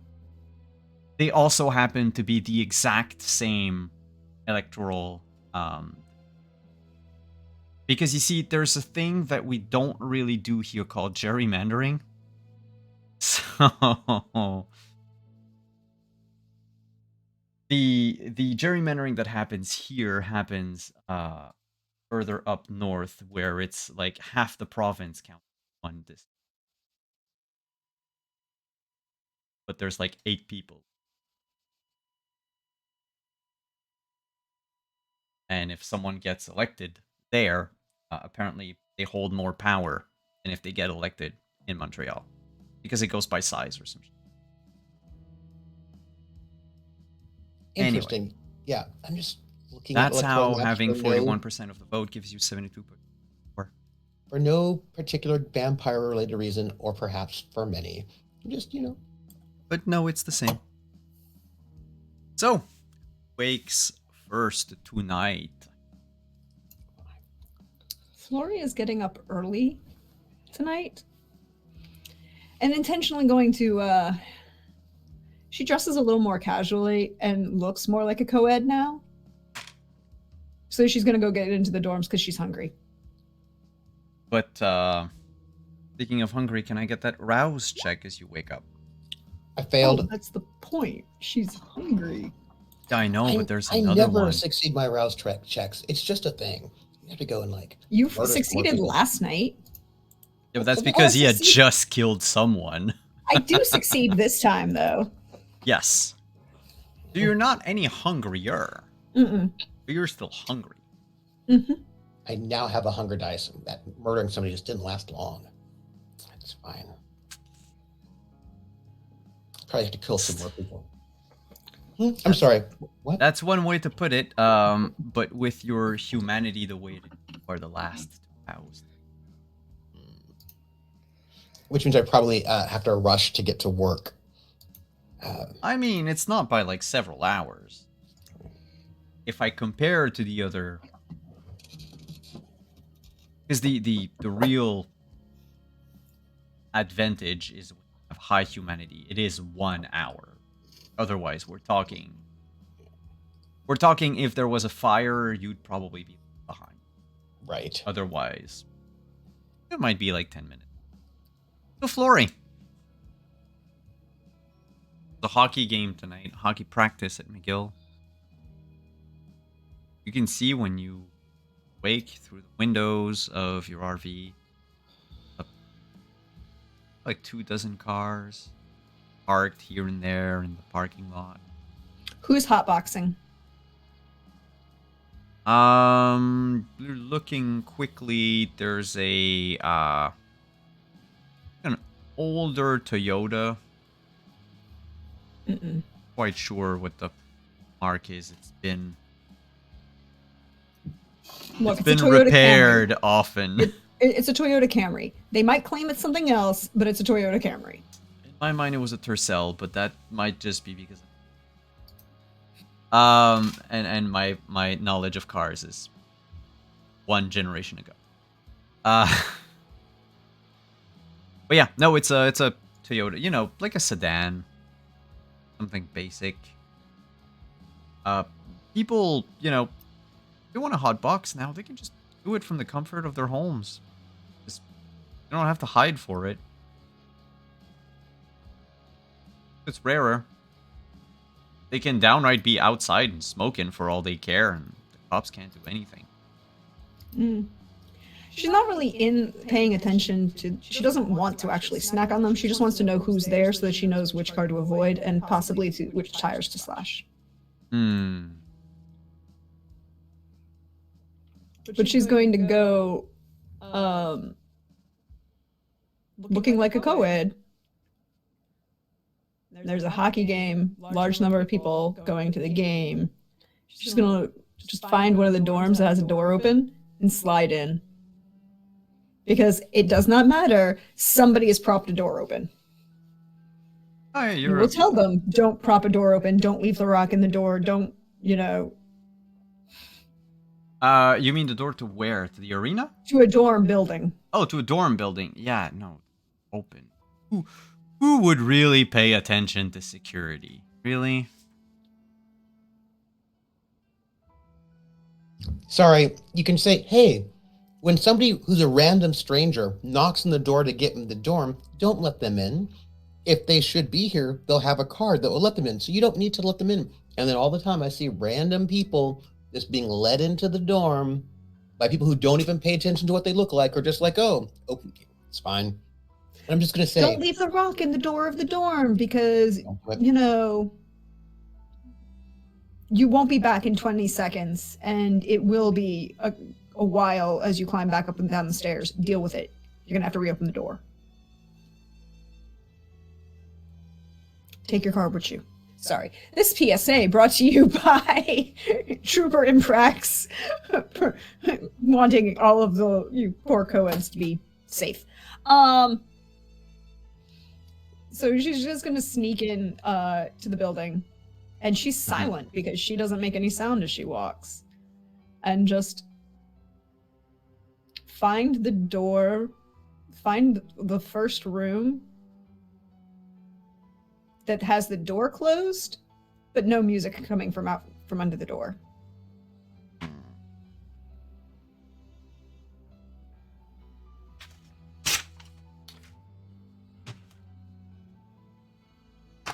Can you roll Someone just who went to bed early. just a D10? Just a single D10. Single D10? Yep.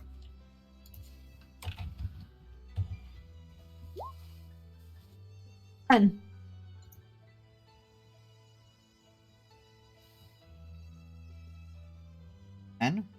Mm-hmm. Yep, there's a second door to the right. The first one you could hear the TV. You don't know if someone's asleep watching it, but you could hear it. Yeah. Second, listen in. Without a check, even, you can hear the faint sound of an ACU. Mm-hmm. But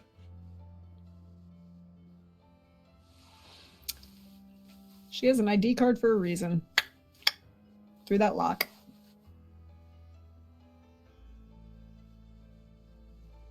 Breaking and entering? Sure. I have that as a... So do you want stealth and what? that Plus, I have would be larceny. Larceny? Oh, because I have a specialization in break-in for stealth. Oh, then yeah, let's go with that. Okay, so stealth and what? Dex. It's just to see, like, do you have to fiddle with it or not? Will it might attract the attention? Go with just a difficulty 2. 4 successes. Schlick.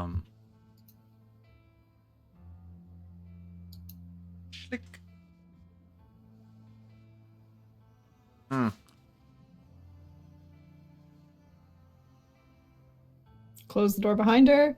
Yep. Snack on who's ever present and asleep. Go in. You rolled a 10 earlier, right? Yep. Person is not asleep. Oh, well, that sucks. They're They can be shortly. lying. They're lying on their back in their bed. They're playing with themselves. They can be asleep shortly. They have like their phone up. Mm-hmm. Tent. Yeah, they have the phone up. They're not paying attention, and she's silent. Mm-hmm. And you've got 4 successes. So you go in and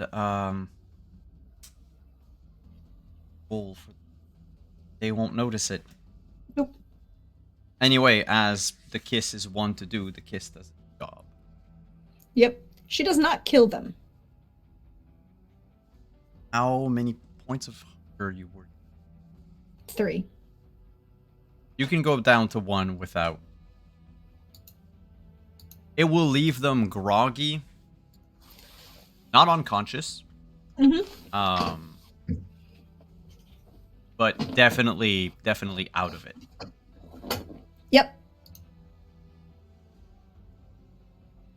I believe that was your... Slumber.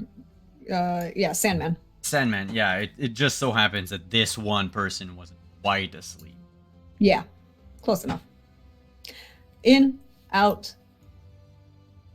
And as she's leaving the building, she's gonna pull out her phone and call Talia, or text Talia and leave her a message. Text Talia and say, "Might be having to come see you in a minute. Do you need anything from the city?"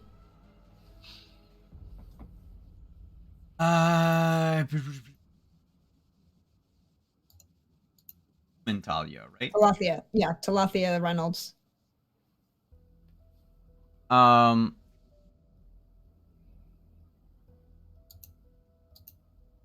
No, I don't. I was... an emergency? There's a question about what might be in the city. Or I'll need a few minutes to get... No this. rush. I'm coming from the university. Okay, I just thought I would ask if you needed anything. good, thanks. The answer you get. Mm-hmm. She's just been texting, and she's gonna look around, and as she's leaving, she wants to see if she can spy anything that looks like, because she knows that one of the McGill is one of the locations that the turn and dump there had been evidence of. So she wants to see if she can find any further, anything that pings of a turn and dump.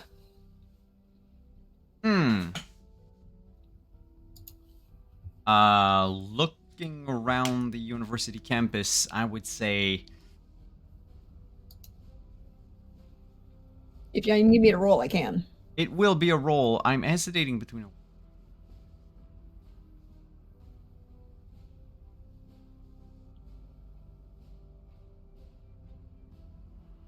No, it would be occult in this case. Go with wits and occult.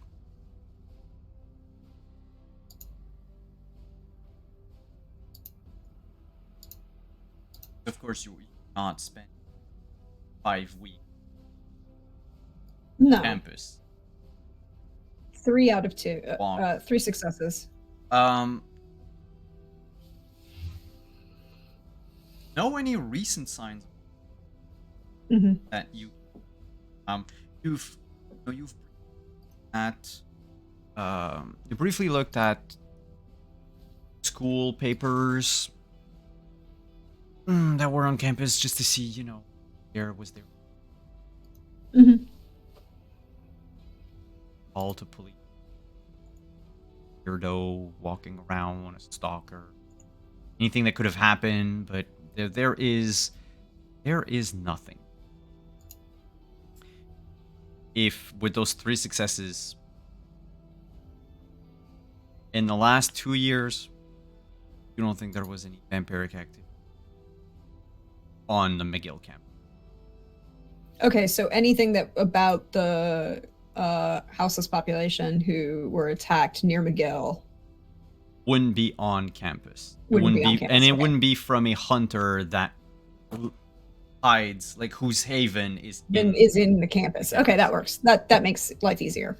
All right, Did so we get the evidence of attacks near McGill? Right, that was just one of the places that Mr. Vargas wanted him to surveil the video. Well, no, it was one of the places that was mentioned as one of the houseless in the houseless newsletter that people were going in that location. That was the only place. That was why it stood out, because no one had like none of the vampires aside from Artie had an actual connection to McGill. Right. See, I thought that was not about from the newspaper from the houseless people, but actually I thought it was from the list that Mr. Vargas had given. It was both. It was both. It just so happened that in the newspaper for the what's the name of it? I lost it. Anyway, by houseless for houseless people. Yep. They talked about one like witness, let's say, or victim was in the vicinity of the campus when that happened. And lo and behold, it was also a location that Vargas told Ezekiel to look for. It's both. But it doesn't seem to be the lair of anyone or anything. And Flory went there because it was this outlier, right? It was the only one that didn't have a known vampire attached to it. So that's where she thought it might be. But now she's going to go see Talafia. Right. Because Artie has asked for, information on a certain type of thing.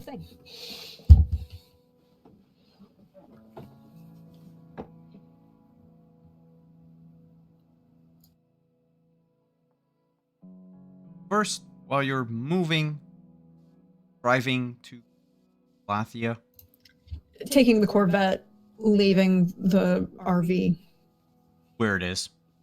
Yeah, because Talafia is outside the city most of the time. I'm leaving it up to you where exactly she is outside the city, but You wouldn't really want to. In this case, she would have to come meet you. It is preferable to do that than to have you coming out of the city and risking your own life. And yes, I am aware of the double audio. It just started for some reason. Right, what is going on? Can you talk again, Deirdre? sure, I can keep talking. So okay, so she would have changed what her text message would be. Say it's like, would you want to meet for coffee wait. here? So it didn't do it at the start of your sentence. Then it did it after. Well, that's good. Yeah, it's not doing it now. Is it still gone? Gone. Well, you know, gremlins in the tech. I can't control that. Yeah. Can you say something again? Okay, so she would have changed. Then that changes what she would have texted. She would have said instead to, you know, where do you want to meet? Kind of question. Okay. Yeah. And she would have given you like she's basically coming from the South Shore, so she would have given you a location, like a 24-hour cafe somewhere in downtown. Okay. Artie.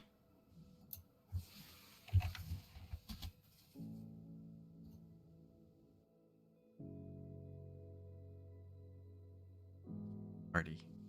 Muted.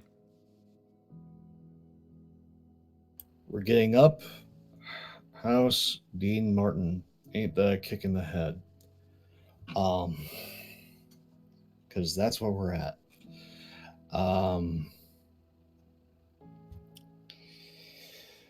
As he's getting dressed, he's pulled the conspiracy board back open and draws the clan symbol for Chaosid. Puts a pin in that off to the side.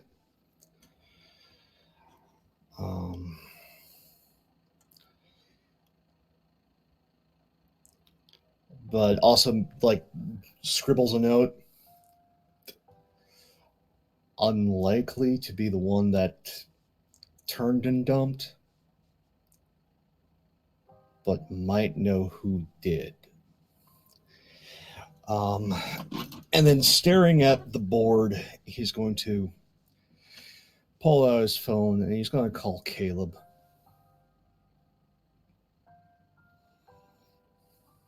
The line picks up after one ring. Hear Caleb's voice. I hope this is important. Don't like. I understand, Caleb, but this is kind of pressing, considering everything that's been going on. Would you rather we meet in person? Considering the length of the conversation, yeah, that's probably a good idea.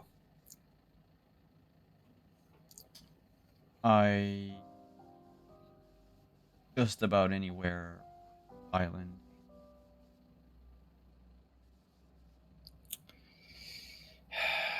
Because I also need to bring her in. Let's meet over at the jungle. Diana also needs to know.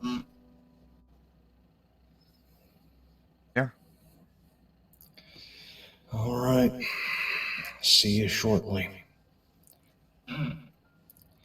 And he hangs up. And as he's getting dressed, the camera pulls back, and he's not in his formal wear. He's not in the Hawaiian shirt. Going very nondescript. Black t-shirt, black jeans, black high tops, black hat.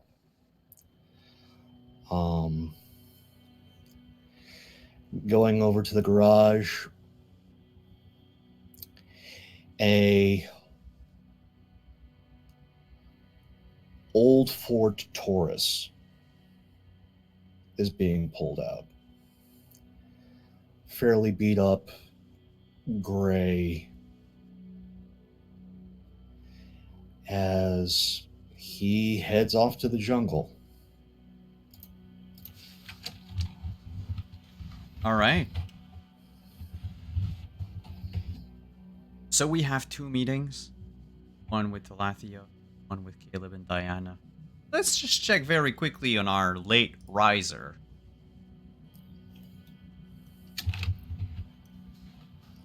Lucky, my friend, what is happening in your corner of the world? Well, I mean, Lucky's got to get up, and he's got to go to work first off. You know, he has his dinner with his family.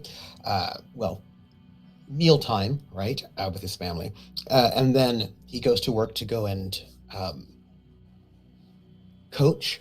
But he's also going to be paying attention for any kind of rumors. Um, he wants to hear rumors from his family as well. What seems interesting, and what's happening in the neighborhood, in the borough, Um, because he has to pay attention to these things. yes. Well, there's one thing that you will know for sure when you get into in your coach's office arena. There's a Oh, voicemail. It's from the coach of the Patriots. oh, mhm. He spoke with the coach of the other team, The snowplows. the Yep. Snowplows, and Mhm. the earliest they could make it is in about a week from now. In game terms, we would say day 10. Mhm. I will definitely um, confirm that we will do that. You know what I'm looking for? I'm looking for some people, some candidates, Um, my borough is dominated by a kind of a center-right party. Um, they changed their name. They're now the Montreal. There was a name change, but the entire borough is like full up with these folks, and they do not seem to be useful. So I want to see if we can start finding somebody who might be good on the Montreal Nord Borough Council. And because if we're going to make a thing, we have to start getting influence. So I'm going to see who might be like maybe who ran against one of the counselors for the area previously. I know who our mayor is, Christine Black. It's the Equipe Dennis Cordaire, but they've changed their name now. Now they're the Ensemble Montreal is the party that runs my area. Montreal Nord, the borough council. Yeah, it was there. Yeah. So we want to find somebody that ran against them, because right now they've got an entire stranglehold on my borough, and if I'm going to remake Africville, I need to maybe find some other people who might be useful. Small local level first, right? And after all, maybe we could do some kind of fundraiser, or we can use this. We can invite them to these games perhaps, and they could be visible. So I'm looking for, and I'm going to ask some of my people to sort of try to find some people who've been out and about, who are part of our community, who might be useful to start supporting.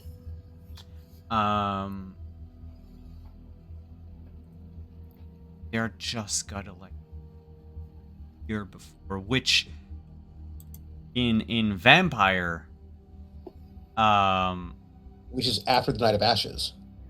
Yes, he is probably the first one. He is probably the first one who's not under the direct influence of a bot. However, IRL, I will not say anything, but I would not be surprised if that wasn't. Although it makes sense that somebody who'd be kind of center-right in a reactionary sense might be emerging from a post-Sabbat space, right? All that kind of a way. But I'm looking at my borough, and they have all of them are from the same place. And so we want to see if we can find alternatives. Oh. Yeah, when you were talking about the borough, you were talking about earlier the provincial election or the municipal? I found it. I was like, okay, there are two different ones, right? There's Borasa and Yeah. yeah.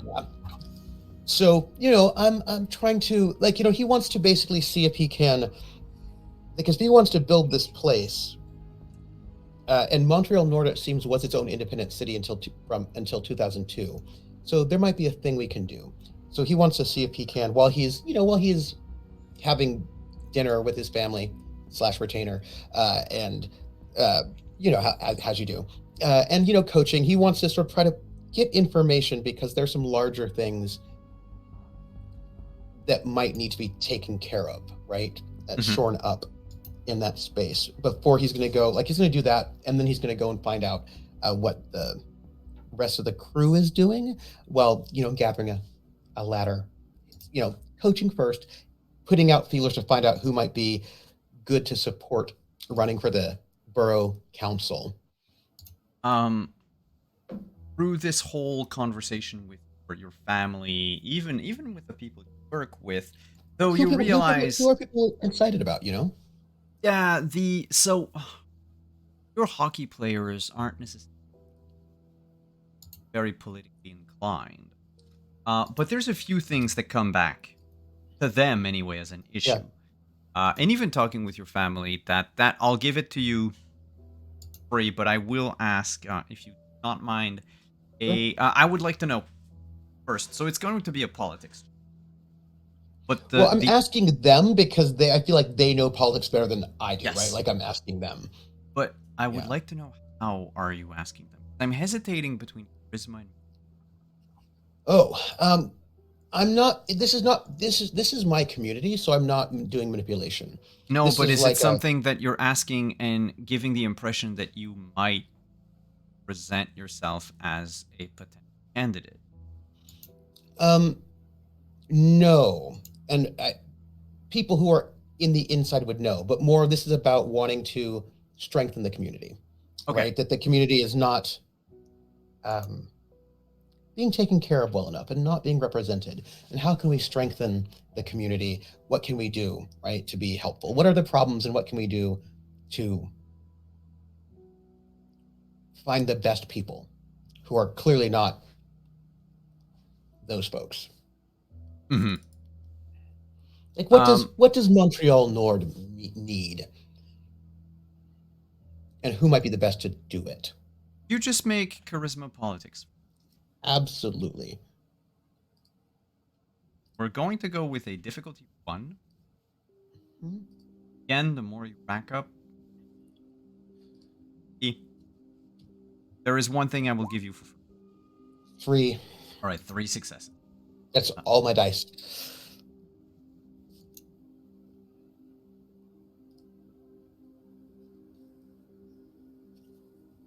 And we want to start small because really, it's not about the entire world. It's just about maybe carving out this place again. So there is one thing that everyone, hockey players, family, whoever you've asked, they want public transit. They want a metro. It's something that has been promised for decades. There's always been something, especially in the 60s, 70s. There was a lot of corruption around that part, and that all of a sudden, more recently, there was talk of it. It was almost, the construction crews showed up, and last minute, it just got moved all the way to the balance. Really? Nice. Well, IRL, that's not the exact, but in this world, that's the reason it happened. But it was just weird. It screams of corruption and bribery, but nothing can be done. No one's ever going to stand up for the immigrant population in that part of town. And I do know our good old, I'm looking at this, it says that our Kader is against public transportation expansion. Without going into real world politics, let's just say that There was a lot of inquest about corruption in Montreal since like end of the 90s. Nice. And none of them are, my personal opinion, none of them were a good or better choice. And still today, still not. Mm. It's you're changing the expression here that we say it's changing 4 quarters for a dollar. Yeah. Are there any within the community public transportation advocates that might be good candidates for the future? I will say, And by that I mean that the people that I know in the community like and respect, right? That they know their name. So my answer will be yes, but you won't get to have these answers tonight. Yeah, absolutely. Like now that the message was spread, Yeah. that people know that you're looking into that. Yeah. Give them a couple of days, they'll get back with, because you with your 3 successes will keep that. That's what I noted down. You'll get something back worth those 3. Basically, I'm putting up. We're wanting to sort of do some long-term Sending feelings investment. out, tendrils out. Yeah. Because I'm not running for office. Come on now, that's not going to work out. But I mean, all of those weird press conferences. But the work done, right? I'm going to go and like load up my truck and all of that, then sort of head out to find to see check in with Artie before to see if there's anything we need to take care of. Check in. Before we do that, check. Follow this Corvette across town. All the way downtown. Stops at a Starbucks. Florrie is. She's not getting out of the Starbucks. Well, that's where Lathia is. She will park down the street. She's also not dressed like she has been. It's neither that like business professional look or that goth look or the money look that she intentionally used when she went to the Hunter's Green. Her hair is a lot looser, but she still has the beaded headpiece braided into it. But it's a lot like messy curls braided. Her neckline is a little off the shoulder. It's a little like, it's still black on black, but a little more bohemian, funky skirt lengths. And she actually is wearing a skirt, and it goes to about mid-shin.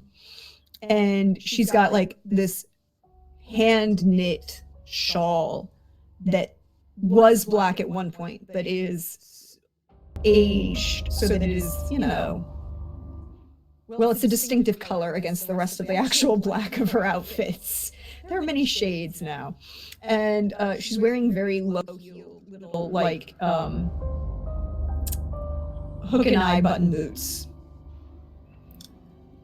That if anyone was an actual who paid attention, these are original and vintage and not replicas that you could get here in the modern day.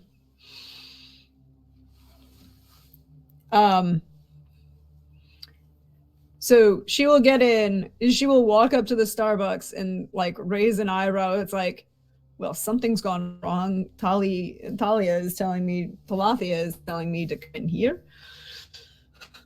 Who is she conning? Like, that's running through her mind. Is like, who is she conning that we're showing up at this place? Because we usually do not spend we do not spend money at the Disable Empire. No, but as you can see when you go into the Starbucks, she got dressed, but very quickly. And she's hanging out in a place where people won't recognize her. People won't bug her. Not somewhere that she doesn't even have makeup on. Her hair's just messily tied up. She was, completely asleep when you called. was not expecting Flory Winters to call her. And like, I'll order a round of tea, sighing because I know they're going to burn it because it's Starbucks and they don't actually, even though they've, by this point, they've bought Tivana, so they have tea, but they're not, because they treat all of the tea like it's coffee and they don't change the fact that the water temperature is going to affect the taste of the tea. So she's like, wait, it's summer though, right? Yes, it is. Iced green tea latte. 2 of those. They can't totally mess those up because it's basically a green tea ice cream milkshake. I've never had it, but okay. It's about the only thing. They actually are pretty good. So she'll bring one over, like she'll wait and then bring it over. All right, Tilapia, who are we conning tonight? And she speaks only in Roma with Tilapia.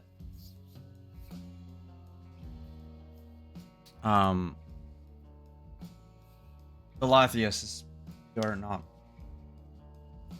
like getting ready for flight.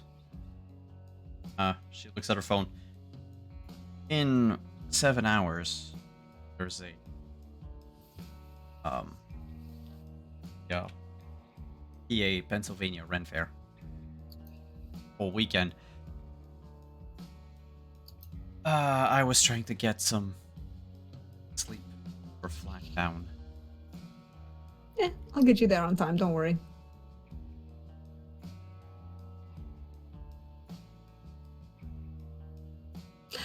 Somebody left me the vet. Yes, Pennsylvania. Aren't I said I'd get you to the flight on time. I didn't say I'd get you to Pennsylvania, dear. Oh, well. Thank you for the, like, she cups her tea, and she's like, thank you for that. Yeah, oh, I hadn't thought of, what's going on? There's a little concern.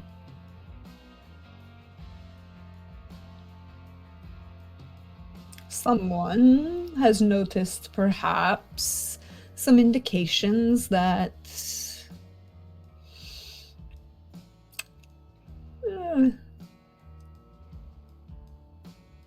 a chaos slinger might be in town.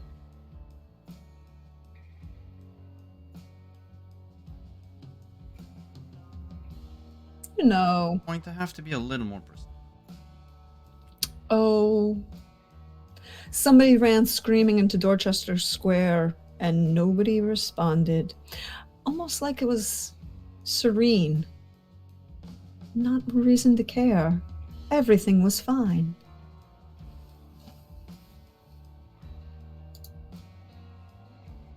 Sorry. I mispronounced it. Yes. Yeah, a weirdling. But then again. I mean, a lot of people will just... a lot of weird things that have happened in the city. Yes. I do not think...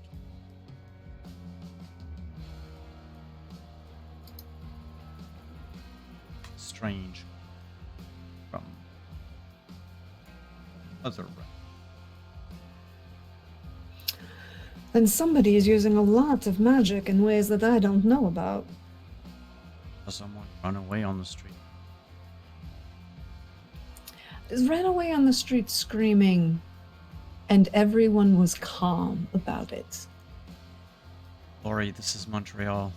No. Usually when, my dear, Paris, London, New York, Miami, Madrid, Barcelona, Istanbul for brief periods of time, although I do not enjoy going back to Istanbul. Most of the time they don't like me going back to Istanbul. But,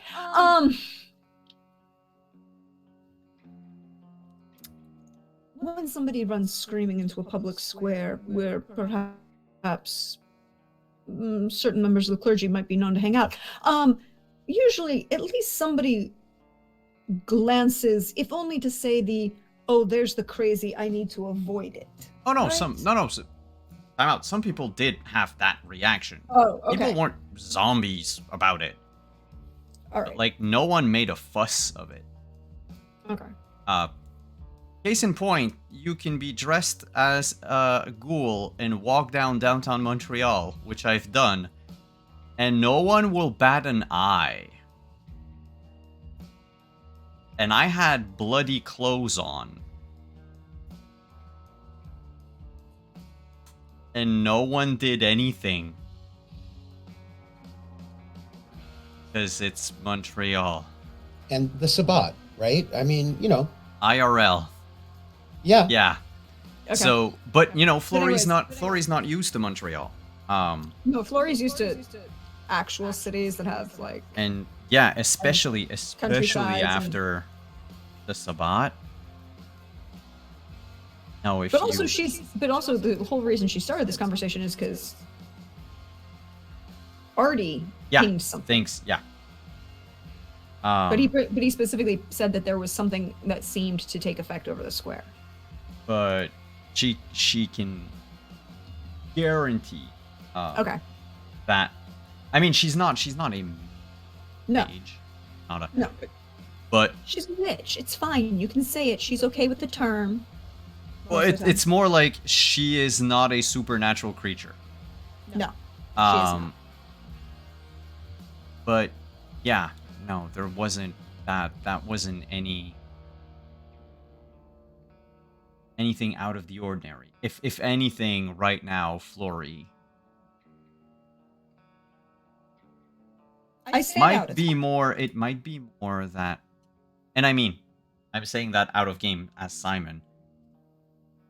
It might dawn on Flory that Arthur might have exaggerated. Look, that's why she trusts but verifies. Yeah. It's just you've got your proof now. Yeah. All right, I have another question for you.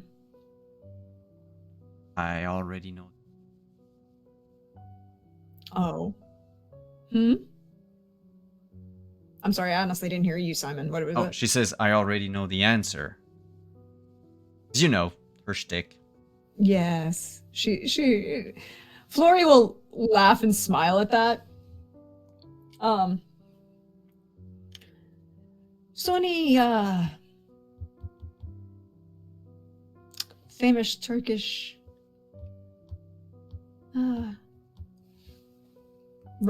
unfortunately attractive men make their appearance in this city recently? Turkish men? Unfortunately attractive ones. And she will act, and I don't currently have the Legend Keeper open because it keeps crashing Chrome for me. You mean Mehmet? Mehmet, yeah, thank you, Mehmet. She's not assuming that Mehmet's actually using his name. But no, but the physical description of.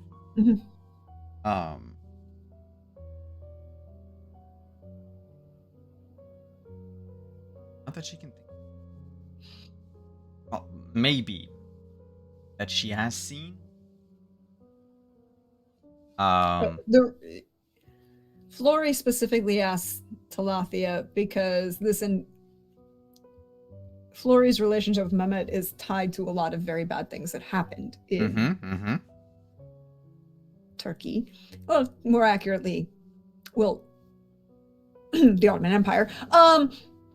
At a certain point in time in history. And she's like, all right, we have concerns because we don't have eyes on him. So if he happens to show up, assume that he's going to murder any of us. And by that, she's referring to Roma, not vampires. So I should stay away from anything Turkish related. I would advise it for at least a little while. I'll be in Pennsylvania for the next weeks. You can reach me on my phone if you want. Is your murderous work on the East board at the moment? I don't currently have eyes on him, so I don't know. But he usually likes to make an entrance, and he thinks he has more money than God. So what do you know? Classic nobility who think they can get away with it all. It may or may not have been an opportunity that I may or may not have liberated certain things that were not really his property to begin with. So then you don't know. It might be to your advantage.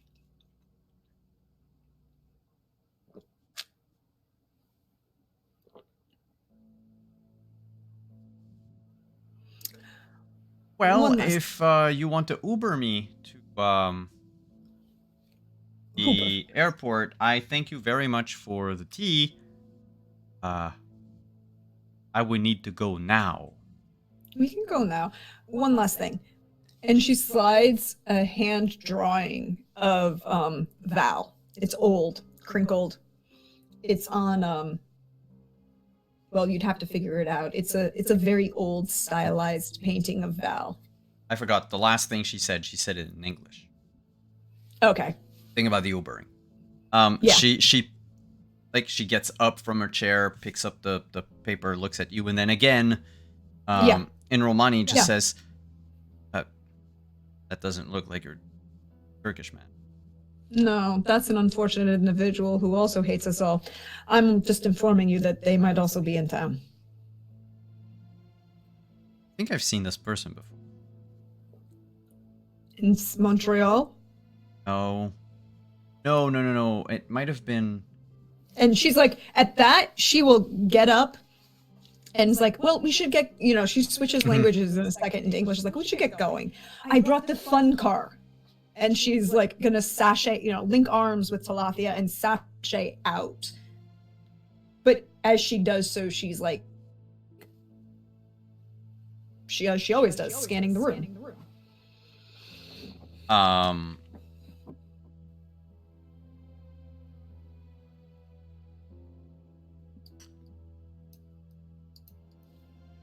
Yeah. So nothing out of the ordinary in the Starbucks. I mean, there were like 4 other patrons. Yeah. All, deep. None of them sitting at the same table. Like everyone, on their phones or on their laptops. There was one barista. We're 2 young women. Summer night at a Starbucks, picking up something. Like there's nothing more normal than that. Mm-hmm. And also hearing any language other than French in Montreal is just commonplace. Like a few people will make a big deal out of it, but most people. When you're outside sitting in the Corvette, Galathia would say, yeah, I finished thought. I saw a drawing of her in an old diary that I have at home. But I think I can get my hand. It was something I had borrowed.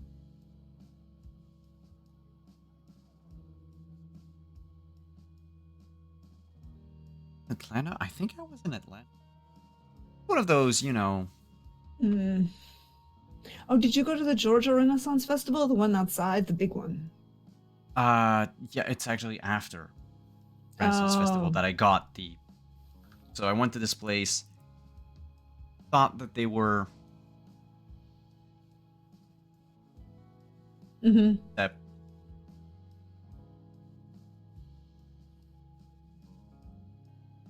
spent practically the whole night there just talking with the owner, and I bought a couple things. I think it was in one of those. It looked like a like diary bars. Well, if you happen to find it, feel free to send it to me. You can reverse the postage. Yeah, or I mean, I'll text. Yeah, well, of course. And then not to belabor, like she won't belabor it and she won't make a big deal of it. So she'll like switch to like just gossip as they make their way to the rest of the way to the airport. How aware is Talathia of Well, Talafia's clan, condition? right? Yes, Talafia's but clan. I mean, So how she- aware is she of your condition anyway? I think she would have a general understanding because Flory was a savior turn of clan, right? Yeah, but And she continues to associate with her particular clan. no, but like, does she know you're a vampire or does she know you're some sort of mortal creature?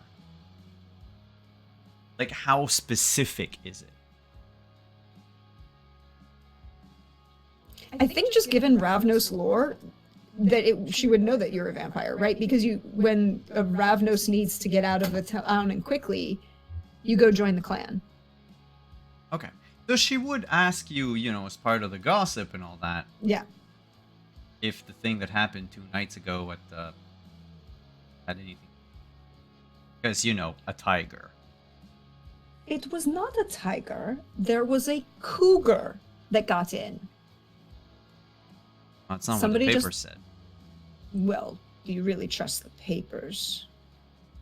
I saw those kids from my own eyes. I heard them screaming. I was walking across the campus with my friend. Quick question, Trooper, for my knowledge. Do you have a public human name to go with your My actual name is long hidden. People know me as there is a human name, but vampires don't know it because I don't want them knowing who I hang out with. So you Okay. would know him as Lucky Dixon. Okay, as But, Lucky. So as I was hanging out with my friend Lucky. He runs a hockey league. We were just happened to be walking by, and she's smirking as she says this, right? And then I saw the cops drive by, and these 3 kids came running out of the building. They were very intoxicated at the time. Had nothing. Blood that was found. Oh God, no, you know me. I never leave a mess like that. No. Well, you wouldn't leave a mess like that. You would. I also... No, I wouldn't do that. I'm not gonna prod any further. I'm just. I know about it. Others might. Yeah, unfortunately true, but at the moment, the others, there's a legitimate argument. And really, this was totally not my fault. Just... I believe you. Right? No, she believes you. Yeah. She actually believes you. And so you drive away. Yeah. Drive out to the airport. We're going to jump to Arthur and Lucky fast.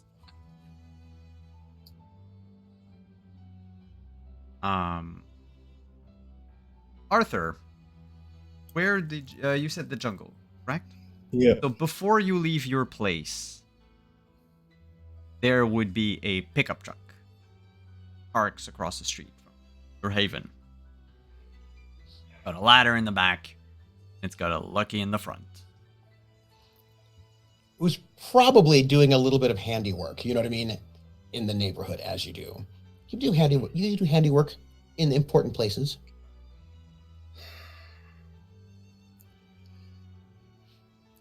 Quickly changes shirts and hat. Leave black jeans and whatnot. Walks out. Oh, you need something, Lucky?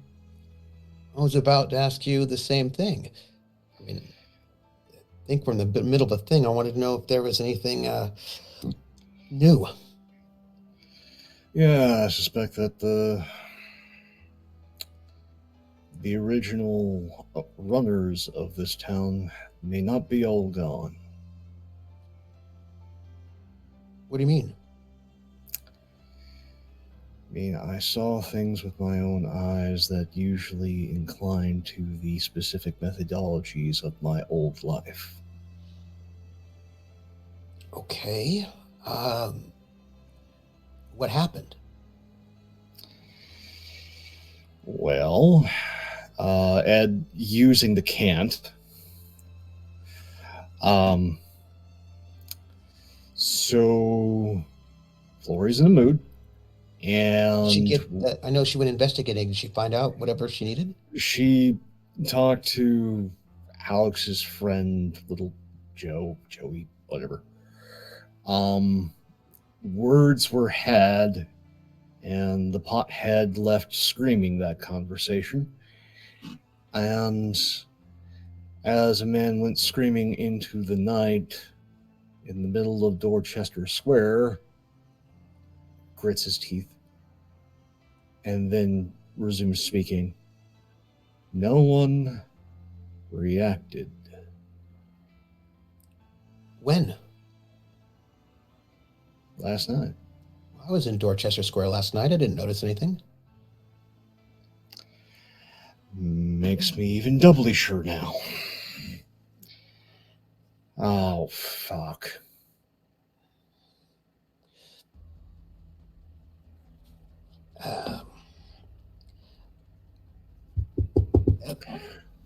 I got a meeting I need to go to.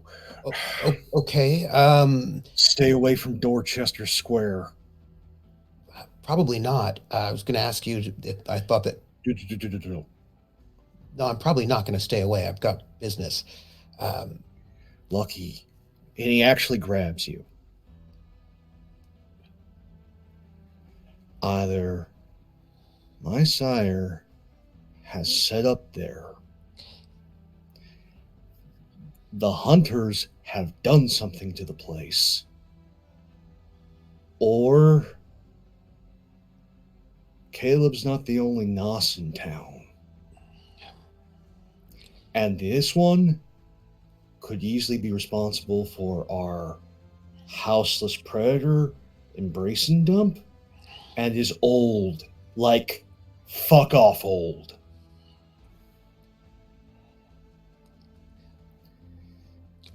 Artie, I've got.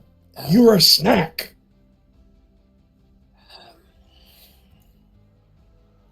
Somebody's that old. They could probably just reach out with their mind, bring in people to have them eaten, and nobody's been eaten. No. I know old Sabat Nos. They're like a crocodile. They are very territorial. They are very set in their ways. And if you step foot in their pool, that means I can eat you. If you stay out of their pool, that means that they're not necessarily going to snap you unless you snap one of your youngins. Artie, I know you're worried about lots of things. I know that's the thing that you worry about, but you're in good standing, right? Like, I'm sure nobody in your group is upset with you. You could walk around and be fine, yeah? I'm at this very moment now thinking of relocating the green because fuck. Either Val's gotten here way ahead of me, which means she's been thinking about this plan and has been keeping closer tabs on me than I thought, or the hunters didn't get them all, or the hunters did get them all. Worried about a lot of things, Artie. Everything's so big. If things are that big, I'd think we'd know about it.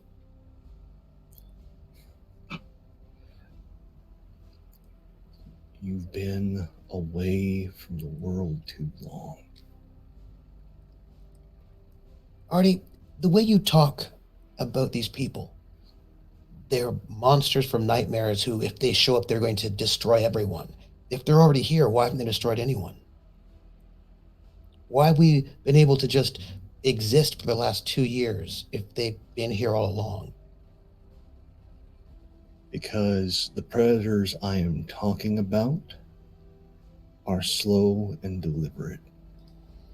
and they like to play with the food. Here's the thing. We're young compared to them. And when you Sure. get to a certain age, everything's boring. And so the only way that you're able to get up at night is to find some way to get a scream, to get a shiver, to get some reaction, something, anything to make the howling stop. But they've not been doing that for 2 years. Are we sure? Nobody's been screaming. Precisely my point. My point is that what you've said is they're all about hearing all the screaming all the time and they haven't been doing it. Maybe you're going too big.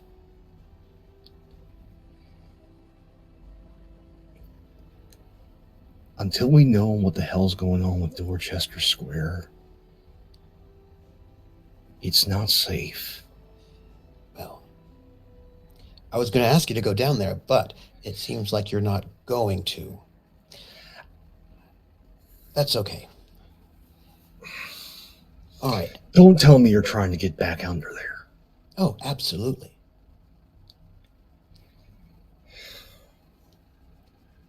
I have investigations. Nobody else seems to care about it, but I do. Why are you going under there? I need to find out. I want to find the place where that video was taken.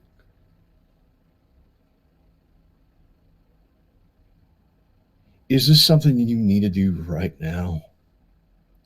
Do you have any leads on our other thing? Because if I'm not hearing anything, if we haven't heard that from Flora yet, then I don't see why I wouldn't do it. I'm going to go and talk with Caleb and Diana to try and get more information.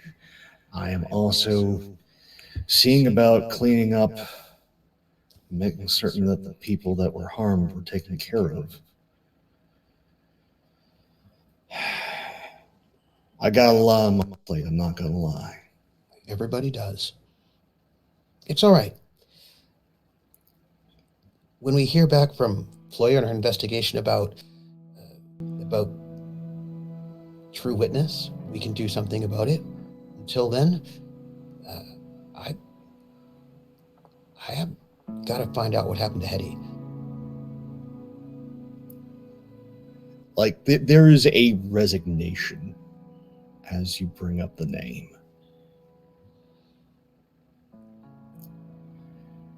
He reaches into his wallet, pulls out a bunch of cash, just hands it to you. What's this There's a spy store in town. If you need directions, you can ask Alex. Go and get some camera gear. Okay.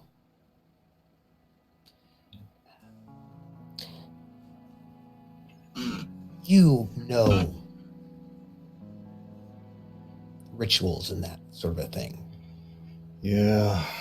That's why I wanted you to go. There's something going on there. I found a place that's strange. Like Strange how? like a memory. Like you ever met a woman with a strong perfume, and you know her just by the way she smells, and maybe you can tell she's coming before she even enters the room. The perfume's that strong, and you walk into a room and you can still smell that she'd been there. There's a place down there that has that smell, I think. I don't think there's somebody still there, but I think there's a memory that's strong, and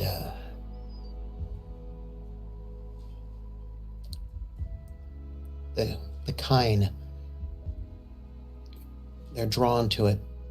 It's like I figured somebody who might know the arcane better might make something out of it.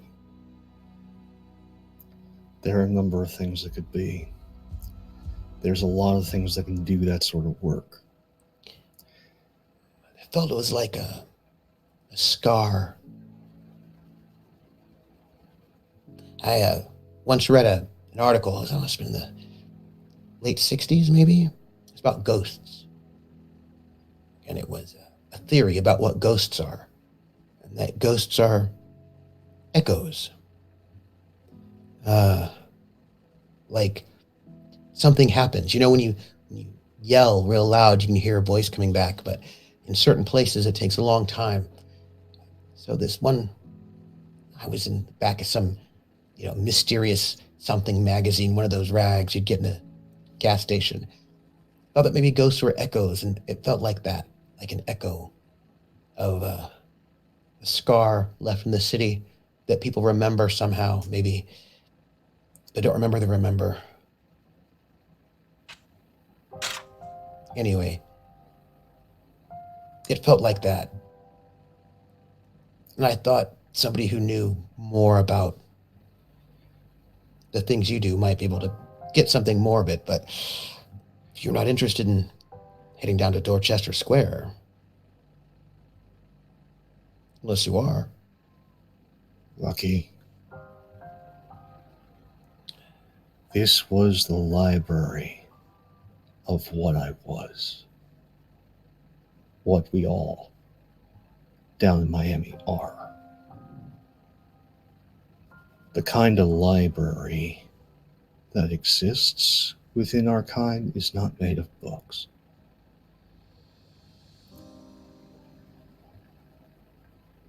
This was a mecca for dragons. Ghosts are real. I've seen them. And when you go looking for them, they find you. Good.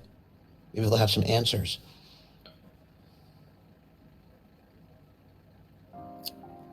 Get the camera gear, especially the one with the long reception. See if you can't sneak someplace and then get the fuck out.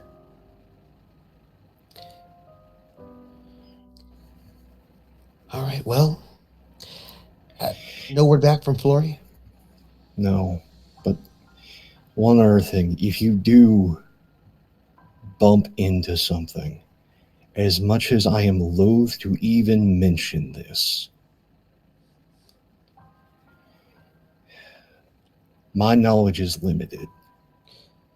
You might need to consult with Valois.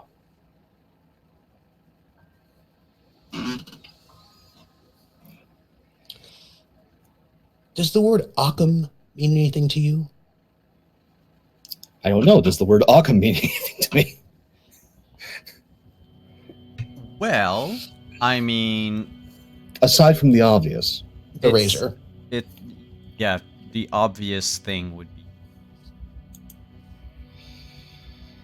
there's no vampire that goes by the name of Occam that you know of. Yes, but even Occam wasn't the man's name from the philosophy that was taken.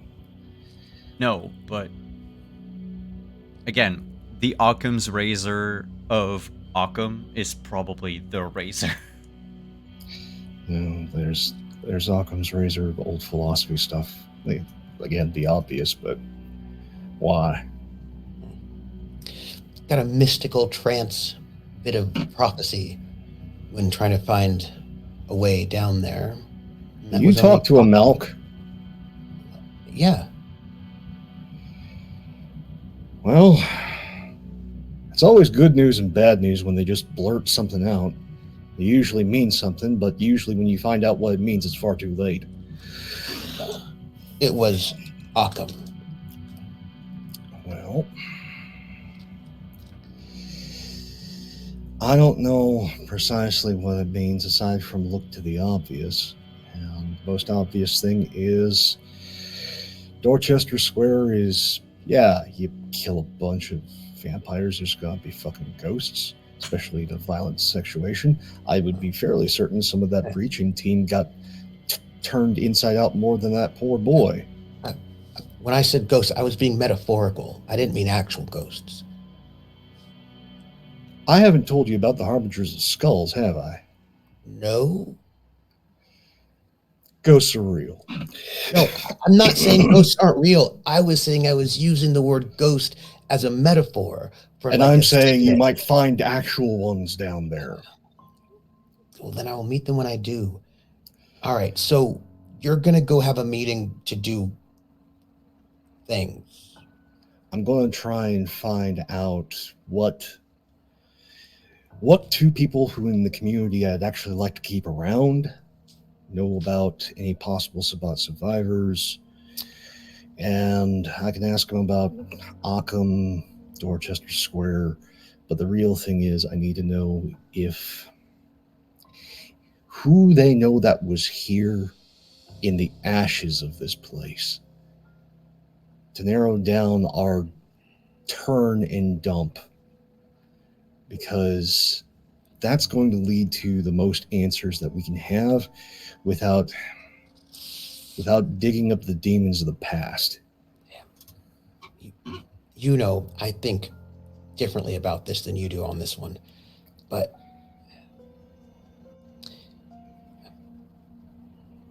I think it's different. But I'm not going to stop you because this involves Hetty, and I know how important that is. I'm not even going to ask you to stop now that I know the reasons why. I'm just going to ask you to be careful. there may not be anything down there. If those hunters were thorough, they would have just destroyed everything. And No, we know that's they were not there. how hunters work. If the hunters are thorough, they don't just... They leave traps behind. Well, I'm sure. Of course. But my point is, I don't think there's a library down there anymore. I The imagine thing about... There's something you need to know about me and mine. There's a nifty trick we can do. Know the old story about Dracula? He is the land. I don't know that story. I know that he wants to drink your blood. You know. No. The shape change and stuff and all that stuff's real neat, but the actual, like, real big trick is the eldest of our kind. They don't just do the gangrel thing of, like, I bury myself. Look at that. How neat. No. They become one with the earth and are aware of what's around. And if one of us had the time when those breachers came in, that is an easy trick to pull off for them. And if we're going by Occam's razor, that would answer a lot of different questions we've got. Well, there's one of your kind down there. I'd like to say hello. Introduce myself at least. I am exceptionally different from all of them, and I like to wear a human face nowadays.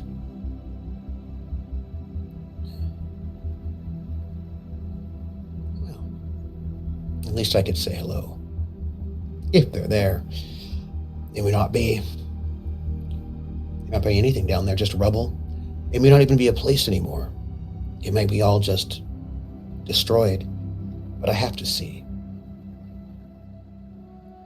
Just one piece of advice. If you do find one of mine,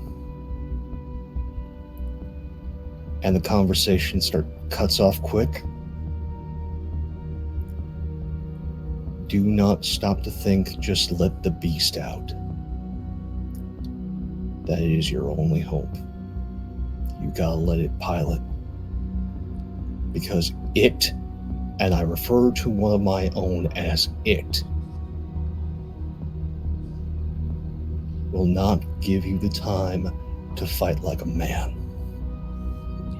You assume we're going to get so violent. Have I ever been violent? Come on, Artie.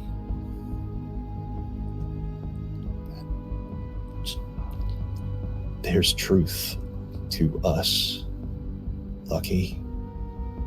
And the truth is, while we prey upon the living,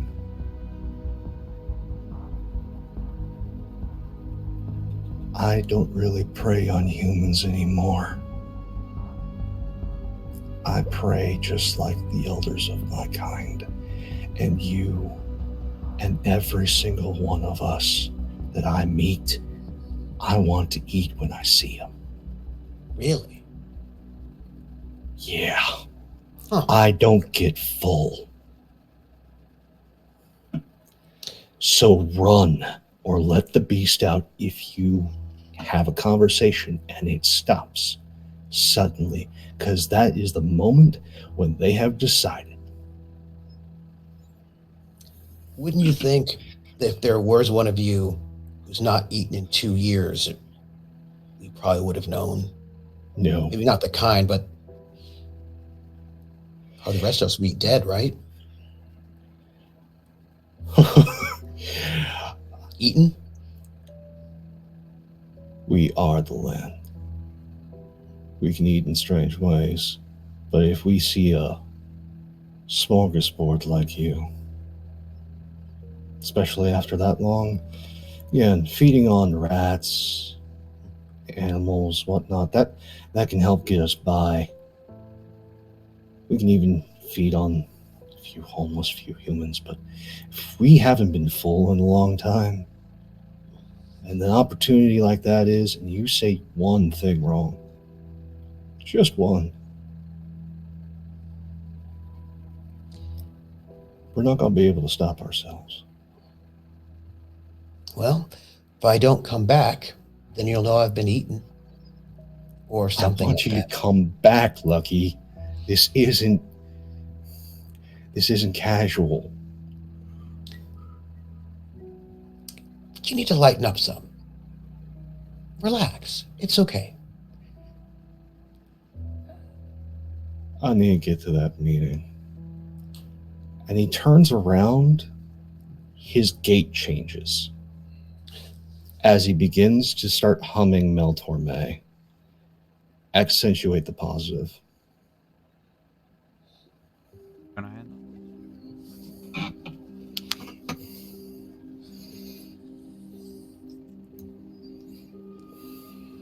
I have Very taken nice. so many notes.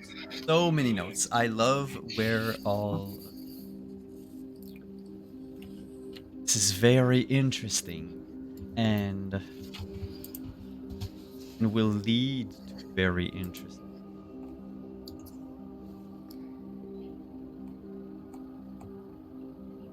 So, without further ado, tell us, people, where can we find you? What you have going on in your lives that you want to talk about, and despite tonight being a slightly shorter than average session, or any moment that, yeah, that's it. It was 3 hours, which is normally the time I schedule, not the time that we run for on Mondays. Was there anything that you enjoyed? Have any loves, any stars to shout out? Please go ahead. We'll do same order as we did the intros. You guys did it very naturally, so I like that. So we'll start with Lucky. The floor is yours. I'm Trooper SJP. Let me think. Today is Monday. You can find me on Wednesday at 8 p.m. Eastern over at Laugh Love Lindy's, where I'll be doing a two-player RPG, picking up the pieces, which is about two people who've had their relationship is not functioning, and you find out whether or not they will be able to come back together. And we'll be doing this for our two characters from Aether's Walkway to find out what happens. And then this Friday at 7 p.m., it's over on my channel, Trooper SJP, will be the epilogue for the core group of City of Light and Shadows. And I'm very excited about it. We're going to have 6 people, not counting me, who will be there to sort of talk about like where the characters went. And then Sunday will be Witcher Roads Home, where I am playing a lovable, cuddly, friendly player who loves all the people. And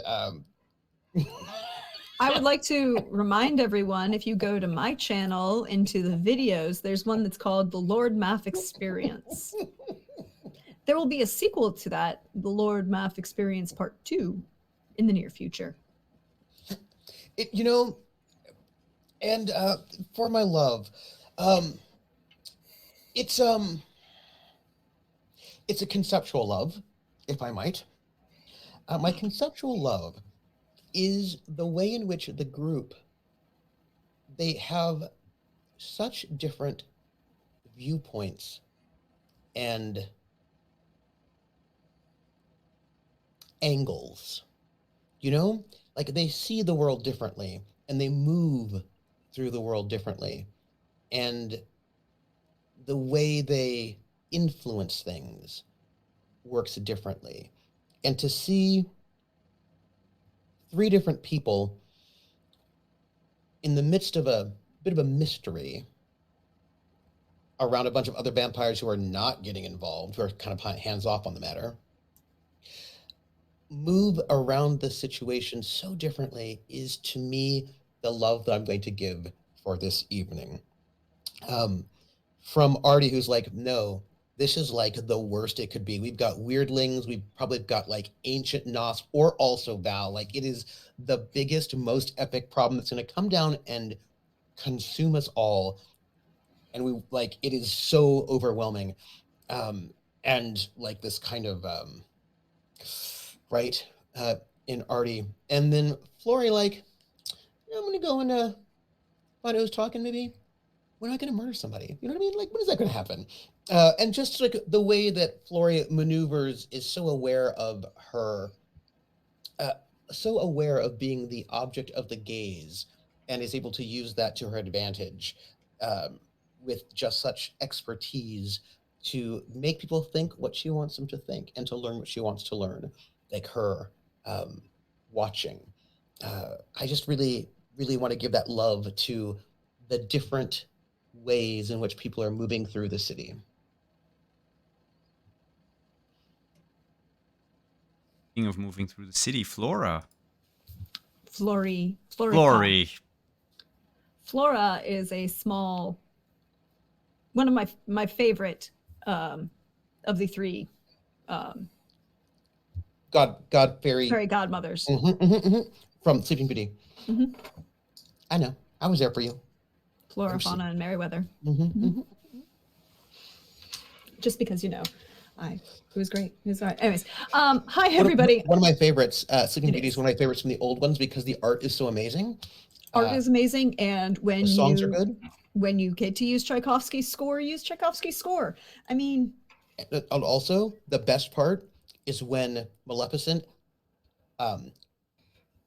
strikes her staff on the marble floor in the middle of that hall. The sound that they have for that Foley is amazing, because it's it just is to die for. Yeah. I almost died. Also, Maleficent could be a badass, and she didn't need to justify it but for any other reason, just because she was a badass and she was, she turned into a dragon. I was like, yes. Exactly. And also, Philip had a name. Exactly. He was the first. He was the first prince to have a name. Anyways, but as we'll get to that, Trooper. You and I will get to all of those things in the future. But hey, y'all, you know me. I'm at Dirjadon on Twitter, or Praxagorth as me before as you see me around here on Twitch, your friendly neighborhood Prax. And I would like to say a couple things. Number 1, I loved every minute of this. Thank you so much. Number 2, I'll do the same thing that Trooper did and tell you where you can find me, and then I'll share some love because I had thoughts tonight. So first off, you'll probably find me at some point during this week with a video game stream. Probably killing more orcs captains, because you don't play Shadow of War for the plot. You're there to relieve tension. But I did also download this other game that we might try. Anyways, we'll find that out. That's the whole thing. And Saturday, we have at 8 p.m. Eastern, we have a Song of Agapia's Fortune, which is our high-level D&D campaign. Dwarves are important. Teleportation circles are important. Perhaps paying attention to, alarm spells when you set off them might have been important. But all of these things are important. And then we'll find out more about that next. Then Sunday, also on my channel, for 8 p.m. Eastern for Witcher Roads Home. Again, continuing with the Lord Math experience, and the dwarven interpretation of the Lord Math experience. is always entertaining. We also have the Joy. That was Cadarn versus Lord Maff. That was the thing that happened last week. If you want to check that out, it was great. There might be a highlight reel of that coming soon. You can also check out my pinned tweet on my Twitter. There's a link tree there, but you can check out my itch page where I've got a bunch of games put up on StorySynth now. It's a great way to help support everybody, and I really think the games I wrote are good. So I would appreciate that. I co-sign the goodness of those games. Mm-hmm. Yes, I can also attest that each of the people here have playtested that game, or many of my games, actually. And we had a good time. Yep. Fuck Paris. Or more accurately, don't. Yeah, that was the But problem. fuck him over. The person, Yes. not the city.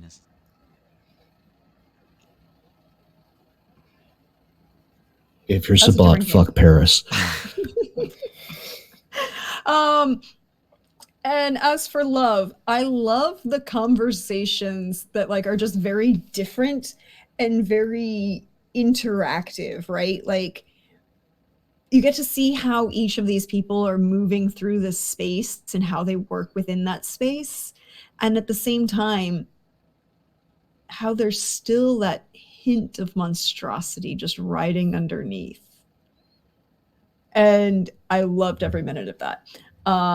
I also loved Lucky's conversation with Artie about like, it's fine. You need to calm down.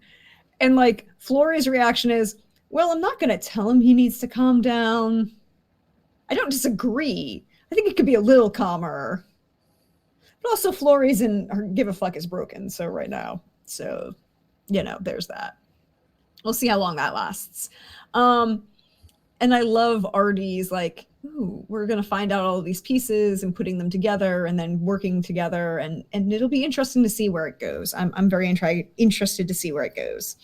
So thank you again, everyone, for being here. Thank you, Simon, for having us. And again, follow me on Twitter because I get to always post where I'm going to be and the fun, wonderful, fabulous folks I get to hang out with. And you might want to follow me on Twitter this week because there might be a super secret announcement that goes live later this week. Mm-hmm. And last but not least, Arthur. Hey everybody, Pope here, Pope Worldball on Twitter, Pope Worldball on Twitch. I lurk in all your streams. Follow the Twitter to find where I'm at. I follow these people around like a lost puppy. So pretty much where they are, I will be, whether it is on stream or in their chat. So there you go. Business done. Now for love. Like seeing Flory, like this was our first time seeing Flory with a member of her clan and seeing the sort of personality shift. Like there was still the professionalism, but that there was definitely a familiarity there that we really got to see.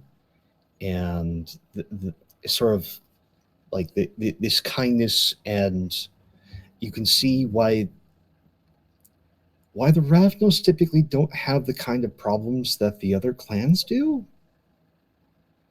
because they regularly interact with anchors, they regularly interact with family, and they still have that, as opposed to divorcing themselves from it. So like that I adored. And then you have to love Lucky. Lucky is a Brujah through and through. Like, okay, we're going to community organize. We're going to get these assholes out of here. I'm going to do the legwork. I'm going to talk to the people. And then I'm going to find the best person I can. And then I'll use whatever powers I've got to make sure that they're propped up. And what? There's some big monster down there? I don't fucking care. I'm going to go where I want to. So just seeing like these personifications of these clans, whilst not being caricatures, is so refreshing, so delightful, and so wonderful to see. and being able to play Montreal's high anxiety Zamish is a delight. And I look forward to seeing how the chips fall, what the consequences may be for certain thoughts and actions, and getting to see what Montreal throws at us. I also am just looking forward to what Simon has weaved this web, and the trap is closing in, and it will snap at one point. I will note that I do not think.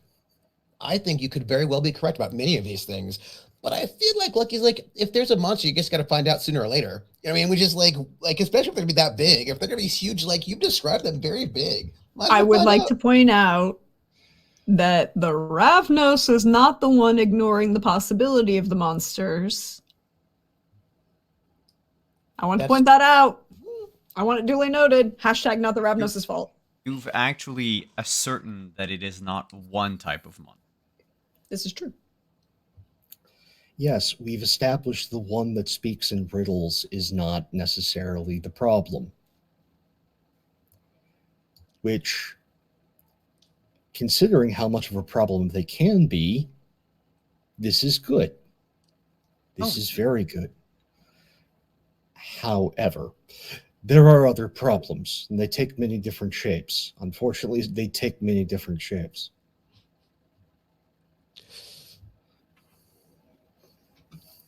I have so many things that I can't talk about right now.